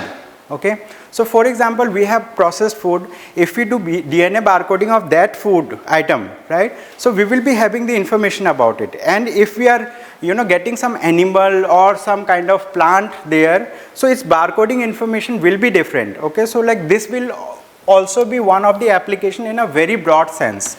Okay, so these two are correct information. So option 2 and 3 will be right in this case. Okay, so what we need to do, like for solving questions related to science and technology, application based questions, we need to not only read what is there in the news, but we also need to think like why it is there in news, what can be its applications, what can be different areas of applications of these things. Only this is going to help us in solving some questions related to science and tech. And many a times, like when we talk about Indian economy, so economy is a very dynamic subject. Every day something or other thing is happening, and it is very much related. For example, like if I talk about the Ukraine-Russia war that is going on, Because of this, many financial situations happened around the world, right? What has happened, like, inflation has gone up. Why inflation has gone up? Because the supply of energy from Russia has gone down. When supply is low and demand is high, inflation will go up. Generally, simple thing. Supply is low, demand is high, inflation will go up. So price of gas, price of, for example, like price of petroleum products is going up. So it will have, repercussions in other sectors also. For example, FMCG sector, fast moving consumer, goods. Like, FMCG sector is totally dependent on how easily, things can be transferred or transported from one place to another. How cheaply it can be transported. If the price of energy is high, if the price of gas, price of, for example, petroleum products is high, so, price of goods will also go up. So it is the general trend is the price of the things will go up. So that's why we are, reading in news that, like, inflation is going up. So when inflation goes up, how do we, tackle that inflation? For that, like, we have the Reserve Bank of India. Reserve Bank of India formulates monetary policies, means, like, it does multiple things. It comes up with bi-monthly monetary policy, and they have recently increased the repo rate. It has increased the repo rate, and not only the Reserve Bank of India has increased the repo rate, it has increased the repo rate by more than 50 basis points. And apart from this, if we talk about the European Central Bank, earlier, like from last 10 years, more than 10 years, the European Central Bank had a negative, rate of interest that it used to give, for people who are parking money with them. But now this time, after 10 to 11 years, they have increased the, repo rate, the rate at which, it lends money, like that. So it has increased repo rate. Why, Indian government or like other government like US, the United States of America, the Federal Bank of USA, they have also increased the repo rate, means like their interest rate. Why it has increased? Because it wants to curb the inflation. It wants to bring down the inflation, okay? So this is one trend. So you are seeing, like, one thing like has multiple effects at different levels. So this Russia-Ukraine war is doing this particular thing, and apart from this, it has multiple effects. So when we talk about economy as a subject, it is a very interrelated subject. The moment you read something, you need to be able to connect it with different, things associated with it, and the questions that you can expect in the prelims exam or in mains exam. So these questions are very much, they will need you to think in the paper itself. You may be knowing the basic concept, but like it is application based, right? So you need to read the basic ideas behind, anything, so that like the moment you come across a question, you should be able to think over it and you should be able to, give your answer on that, okay? So that's how, science and technology and economy, they are very much dynamic in the sense, current oriented. It needs you to cover the basic concepts first, and also it needs you to integrate your learning with the current affairs, okay? So like I think like they have included only 2 questions. So this is one of the question that that was asked in our prelims test series. So this is related to DNA profiling. Now when we talk about profiling, fingerprinting and barcoding, they are very like different terminologies from one another. If we see from profiling means like you are trying to analyze like what is there, right? You are writing it. That is profiling. And barcoding is similar concept. It is related to profiling, but it is little different from fingerprinting, right? Fingerprinting is storing information as it is, right? Fingerprinting. Barcoding means like extracting information and consolidating it so that we can match it with something else as well, okay? So this is how, like things are interrelated, connected, but like we need to understand the basic difference between them. Okay, so these are the questions. We have another question from science and technology. Let us understand this question also. It says, which one of the following is the context in which the term qubit is mentioned? Okay, qubit. So like when we read digital electronics, basically like people who are from engineering background, they'll be able to connect with like digital electronics. So like so we have different number systems. The number system that we follow in our day-to-day life, it is called decimal number system. We have digits 0 to 9. We have 10 digits, so we have decimal number system. Then like in binary number system, we store the information in the form of 0 and 1. In computers, we store the information in the form of 0 and 1. 0 either represents one of these statements, like false information, this is true information, like that. I mean like there are different ways of representing information. So like in binary number system, we have only 2 bits. It is known as bit, simply it is known as bit. But like 1 bit can store information of one type at a time, either 0 or 1. When we talk about qubit, this qubit is little different, okay, because this qubit is used in quantum computing, okay. So qubit is used in quantum computing, where we are representing different states of matter at the same time, okay. So under this particular thing, like this is connected with this quantum computing, okay. So if you read more, you will be able to understand like how qubit is different from bit, okay. Qubit stores more than 1 bit at the same time. They can represent different states, but bit is like it stores just either 0 or 1 bit. There can be multiple bits, okay. For example, in hexadecimal number system, we have ABCD also, right? Means like ABCDEF. 0, 1, 2 means like up to 9, then like we will have ABCD also. So like different ways of representing like numbers, bits. When we want to store more, we have to go to a different system. So this is another system of storing information, that is known as qubit simply, okay. So this is the thing you see. This was covered in our GS test, general studies test, in the mains test. So they have mentioned the question, explain the basic working principle of quantum computing technology. What measures are being taken by the government of India to augment its application? Okay, quantum computing technology. So if you read it, so generally like you will come across the keyword qubit and you will be able to understand it. So these are the things that I wanted to discuss in science and technology and this, what we say, Indian economy. So now like I will answer your questions related to the test series, related to economy, like any question that you have. Means like although like in the beginning I have answered some of the questions, but majority of the questions were asked by the online people. So if you people have any question related to the test series, related to Takkar program, or any other question that you have, and online people, you can also ask the questions. Sir, can you please tell about this source Indian economy by Pearson publication? Just a minute. Yes, you're audible. Sir, can you hear me, sir? Yes, I can hear you.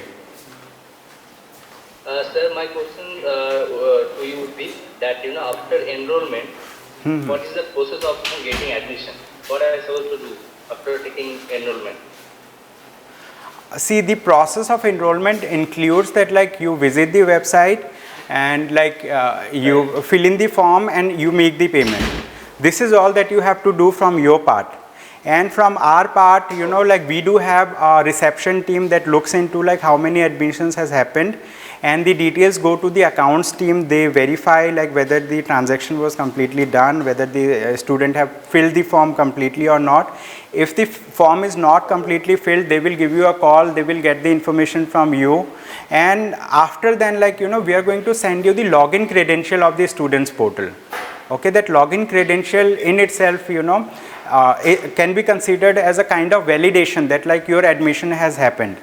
And after then like you can start writing the test, like you will be able to log in into the students portal. And those people who have joined offline, so they have visited the old Rajinder Nagar center, they have filled in the admission form and they have made the payment, and like they are enrolled. Okay, sir, I have made the payment, but there is another thing which is that saying that admission form you have to fill. So I have to fill the admission form right now. Okay, so how did you make the payment? Was the payment made using UPI? and they are enrolled now, and I made the payment. Okay, so while making the payment, you may have filled your personal details, your name, phone number, email address. You may have uploaded your photograph. Right, sir. You did it. You did Right, that. sir. Yes, sir, I did that. But there was another option which asking me to upload my the payment screenshot. So what about? No, you don't have to. You don't have to follow that process. Basically, like if you have taken the admission from the students portal, while while making the payment, you have to fill in some basic information related to it. That's all that you have to follow. Apart from this, there are many people who face difficulty in making payment through the portal. Many people may not be having a debit card with them. So what they do, they ask us UPI ID. So the reception team shares the UPI ID and they make the payment using their mobile. But like still we need their information so that like we can share the test related materials with them. So that's why we ask them to fill in the admission form, and that's why admission form links are sent to them. But like those people who have filled some basic details as part of the enrollment process, they don't have to fill the admission form again. Okay, then they will reach me. Yes, definitely. Like within 24 hours, they generally share the login credentials. And today we are going to look into it. Like we are going to see that like all the students receive it, because the test series is starting from tomorrow itself. So many students may be. Right. Yes. So we will make it sure that like before tomorrow morning you will receive the login credential of the students portal. Okay, that was something about I was afraid of. Okay, all right, no problem. Yes. Any other question? Thank you, sir. Thank you. You're welcome. Yes. Any other question from online people? Yes, you had a question. Yes. Sir, can you tell us about the Indian economy by Pearson publication? I mean, this book is related to basic concept, or would it add on the current? See, that Pearson publication book, basically like it is, I guess it is written by Shriram Sir. Okay, so like earlier, like if I speak frankly, earlier like many people used to read Shriram IAS notes related to it, but those notes like like were very redundant. I mean like same concept, like you are reading 4 or 5 pages, you are not coming to the detail. So recently they have come up with a book, and this book is highly updated in the sense like they have covered multiple aspects related to economy. They have, I mean like included what was there in their notes, and apart from this, like people also read like K. Shankar Ganesh. Okay, so that's for the definition part of economy. Like you have multiple definitions like CRR, like this, like for all those basic terminologies, they used to give the definition, they used to give the formula also. So this book is good. I mean like to my mind this book is good. You can use this book. I mean like you will be able to understand the basic concepts also, and they have updated it with the current information. So this will be good, but along with this you need to read the current affair as well to augment your knowledge. Sir, what about the class note? Do we have class notes in our course? As part of the Takkar test series, class notes are not provided to the students, but those students who are part of GS Foundation batch, they are provided the class notes. Like we have 11 to 12 booklets. They are printed booklets. So they are provided to the students. They are subject wise. For example, Indian economy related, you will get a booklet. Polity, you will get multiple booklets. Ethics, there are booklets like that. So test timing for prelims test, it will be from 10 a.m. to 12 p.m. right? It is 2 hours test because there will be 100 questions. For the means test, the test timing will be from 10 a.m. to 11:30 a.m. All the prelims test in phase 1 will be on Saturdays, and all means test will be on Sundays. Okay, so on Saturday you are going to write the test. On Sunday, after writing the means test, you will have a discussion of the prelims test. So that's how it's going to be. Yes. So any other question? Yes. Sir, about flexibility of the test. Okay, related to flexibility, like we have given you a schedule. If you are able to write the test according to the schedule, that's well and good. If in case you face any difficulty in that part, so you can write the test at a later date also. There is no restriction for the prelims test, I mean throughout the test duration. For example, tomorrow there is a test. If you want to write that test after a month, you can write it. But like you will be missing one part, that is all India ranking. Means like all those people who are writing the test on the day of the test, like we are releasing the rank list on Thursday by 6 p.m. in the evening. So Saturday's test, Thursday like you will get the rank, and that will be consolidated rank of offline student and online student. So if you are writing the test at a later date, you will be able to see how you performed, you will be able to see how other people performed when the rank list was made. But like your name will may not be included in the rank list, because rank list is already prepared. So this is one part that you will be missing. But apart from this, like we have huge flexibility in writing the test.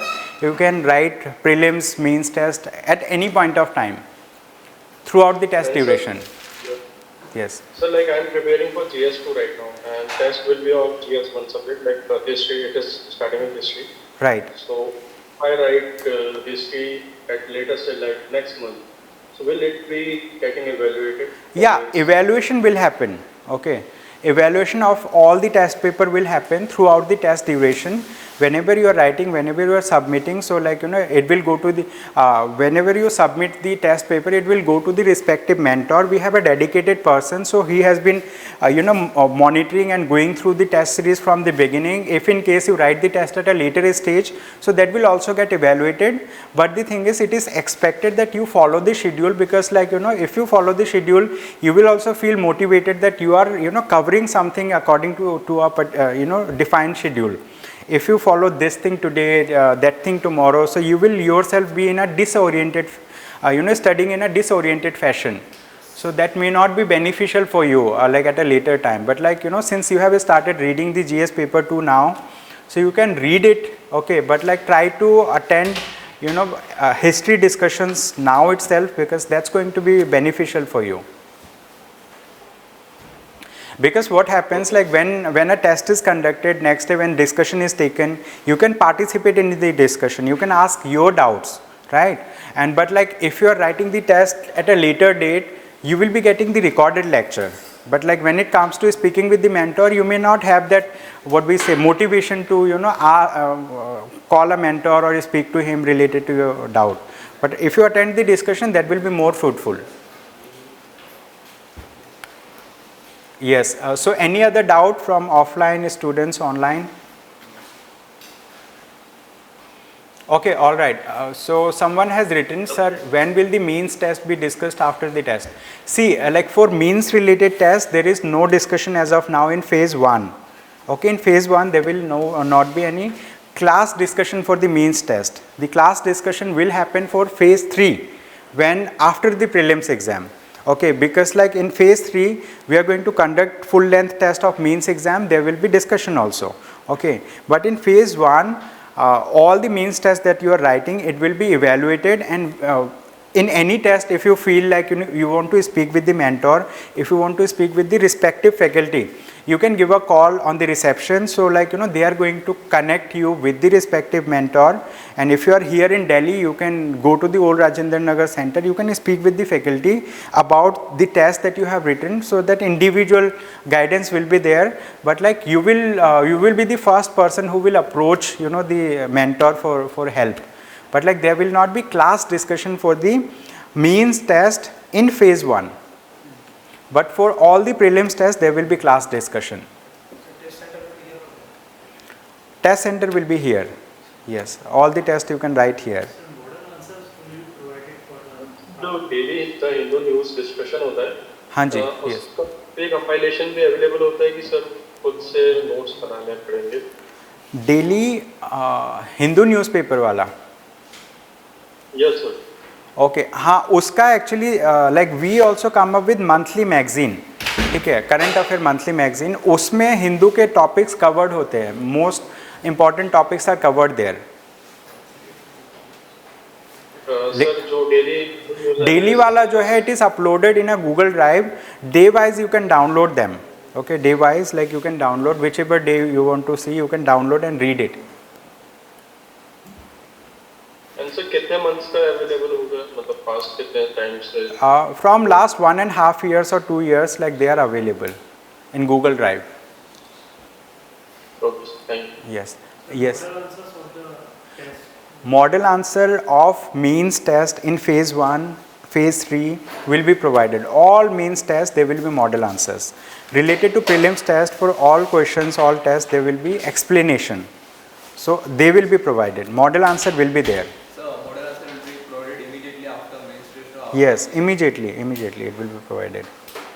Means like if you are writing the test now, while going, you can collect the model answer from there. So that's how, like, you know, the means test will be there. There will be evaluation, there will be model answer, there will be mentoring for the means test. Yes. Yes. Any other question related to test? Hello, sir. Yes.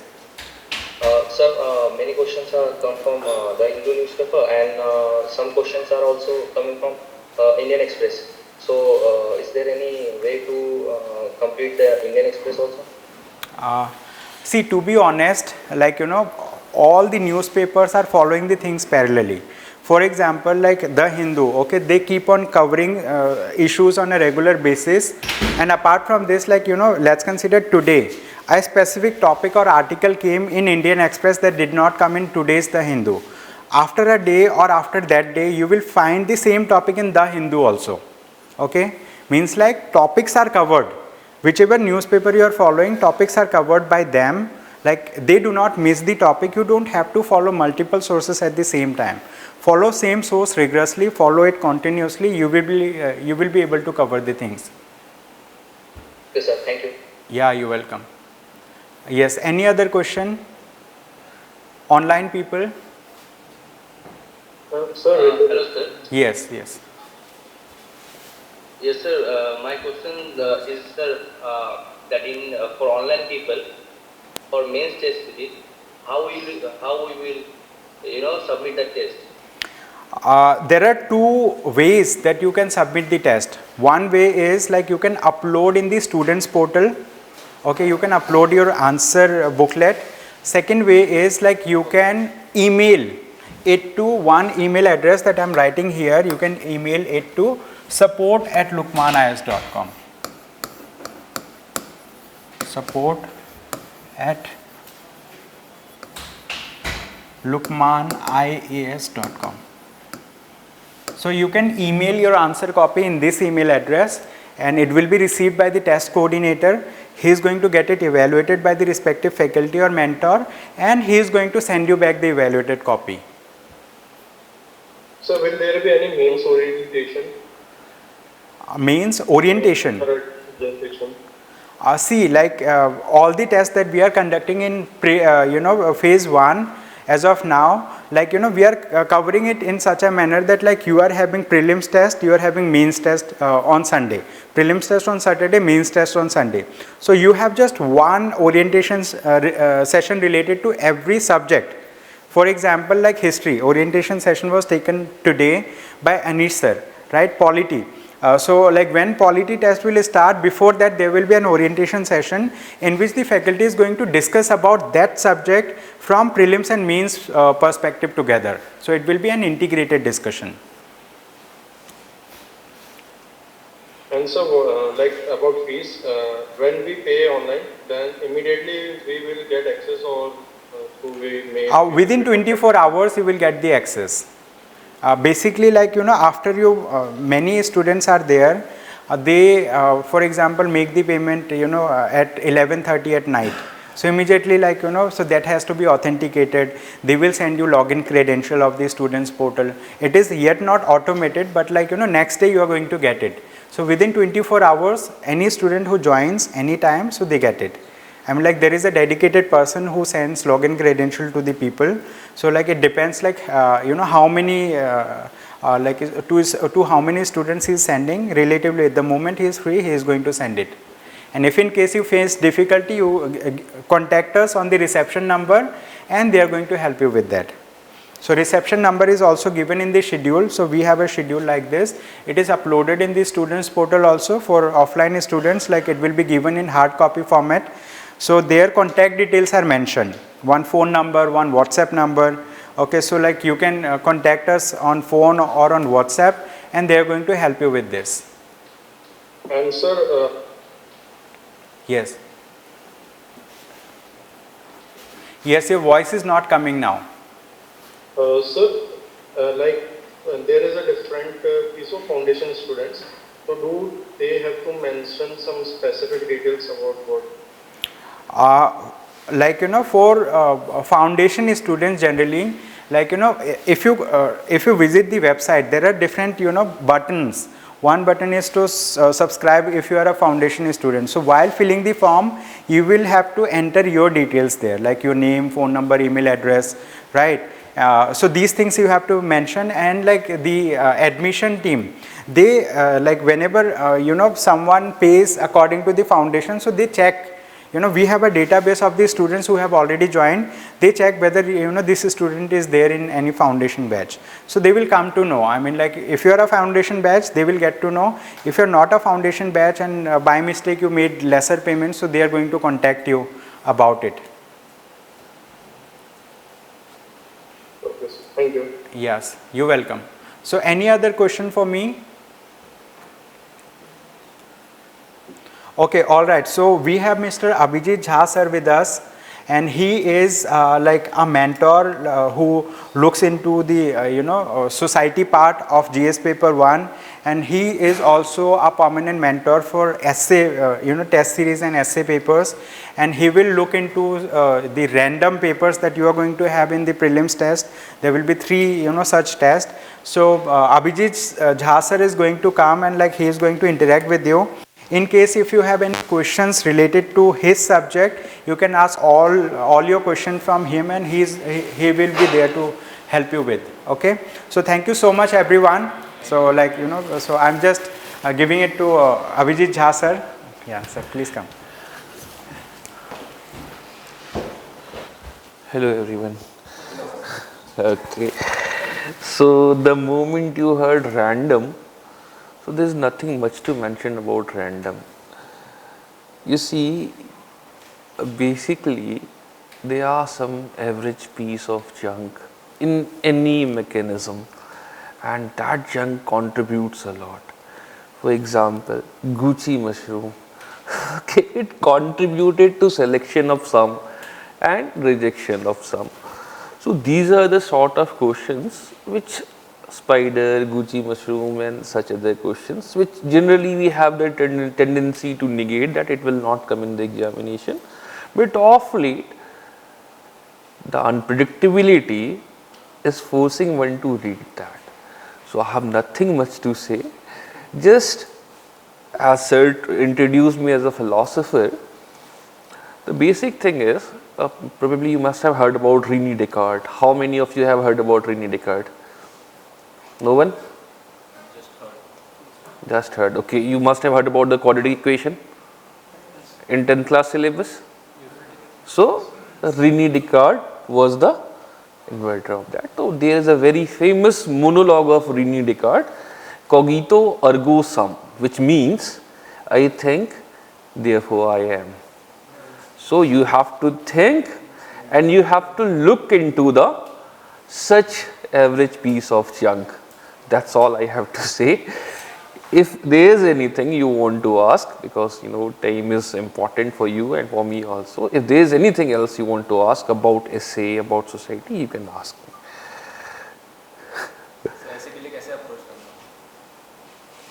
ऐसे के लिए approach you already have your approach, आपने पढ़ लिया है GS1 to GS4. apart from that your optional is ready. So this is what you need for completing your essay paper. Yes, there are some parts which is of flow and continuity, maintaining the coherence, looking beyond the obvious and developing multiple perspective, not dimensions, perspective. Perspective is important, that how you can think about a certain topic beyond the obvious meaning. War is a ugly thing. but not the ugliest of thing. If this is the topic, then you have to relate it with the invention and the development war has created. For example, we are talking on phones, messaging, taking class on Zoom. Wasn't it a byproduct of war? If you can think in that way. Internet, space. It was the space race between the USSR and USA which developed such tendencies. Na? So you have to think beyond, know beyond a certain perspective. Huh? Books. पढ़ तो लिए इतना और कितना पढ़ना चाहते हो? Volkswagen? Yeah, Volkswagen. So these are the things. There is no separate material for essay. What you are reading is you have to be creative in application of that part, and you have to write with the flow, consistency, coherence, and most importantly with empathy. That whatever you are writing, you are feeling for it. The essay should not be mechanical. If socially we are going to do this, politically we are going to do that. You must have seen the copy of the toppers. Generally they don't write it this way, but if you will see some of the examinations, they write that socially we are going to do this. So when we will take the essay class, I will discuss and deliberate it in a with more nuances. But right now, this is the thing. You don't have to read anything else. Whatever you are reading in paper 1 to paper 4 and in optional, essay is just an application of that. Okay? But keep your eyes open, even for the irrelevant news. That's all I have to say. Okay? Any questions? No, no? Okay. Society, see, there is no definitive material for the society because every year the questions, the nature of the question is changing. So depending upon one book or one material is not sufficient. The only material you have is the newspaper. That's all. Read the newspaper, try to find dimensions that say probably cryptocurrency. What is the significance of cryptocurrency for the Indian society? So these are the things which you have to understand in a social perspective. After all, everything is social. No? That's all. Any other question? So there is a big trend of philosophical essays going on right now. So you mentioned that you have to be thinking about multiple dimensions where the topics are very abstract. See, I haven't told dimensions. I have told perspective. There's a difference between dimension and perspective. And most importantly, see, what is philosophy after all? Or philosophical, any quote after all? Isn't it the reflection of the time in which that thinker was living? Or that person was living? Be it Lincoln, be it Roosevelt, or be it any other person. He was just commenting upon the social situation. So how does that topic relate to the contemporary events? You have to find that. So the moment you understand that this topic is related with this topic in this way, this current affair news, half your problems are solved. So don't just get afraid of it. Try to find perspective, not the dimensions. You don't have to write about the women upliftment, tribal welfare, minority rights. You have to find that, okay, this can, see, what is research topic? You have to find multiple interpretation to it. No? If I say anything, that can be inferred in many ways. So in how many ways that topic can be inferred? That is perspective. Okay? That's all. Bore ho rahe ho. Any other question? Fine? Yes. अभी तक ऐसे start नहीं किया sir, मतलब आपने लिखना start नहीं किया है? हाँ जी. अभी तक स्टार्ट ही नहीं किया, बस नाम सुना हूँ ऐसे. कभी तो लिखा होगा? नहीं सर. गाय पे तो लिखा होगा? तो बस लिख लिया ना. फ्लो नहीं बनता है ना सर, कैसे लिखें? देखो फ्लो कुछ नहीं होता है. हाँ? देखो वो प्रैक्टिस से आती है. वो इससे प्रैक्टिस है. इसे पढ़ना नहीं है, इसे के लिए मटेरियल नहीं है. इसे is all about practice. See, I know that some of you will find a bit difficult, particularly for those from the engineering background, but ultimately there is one simple way to do it. Just try to connect the last line and the first line of two different paragraphs. This is the, this is how you will develop the flow. Okay, the essence of those two lines must be same. Say probably you are thinking about writing about some social issues. To assess, is this what the society called for? Isn't the nature of the equality rooted in economics or politics? Not right. Next, from the next para, start politics or economics, whatever you want. That it is as simple as that. Okay. You don't, yes, but the most important thing about essay is that with little effort, it can fetch you 140 marks. With little effort. You don't have to remember the quote, you don't have to remember anything. What you have to do is you have to apply yourself, you have to be creative, you have to be empathetic. It's as simple as that. But it demands practice. Okay. Okay, thank you.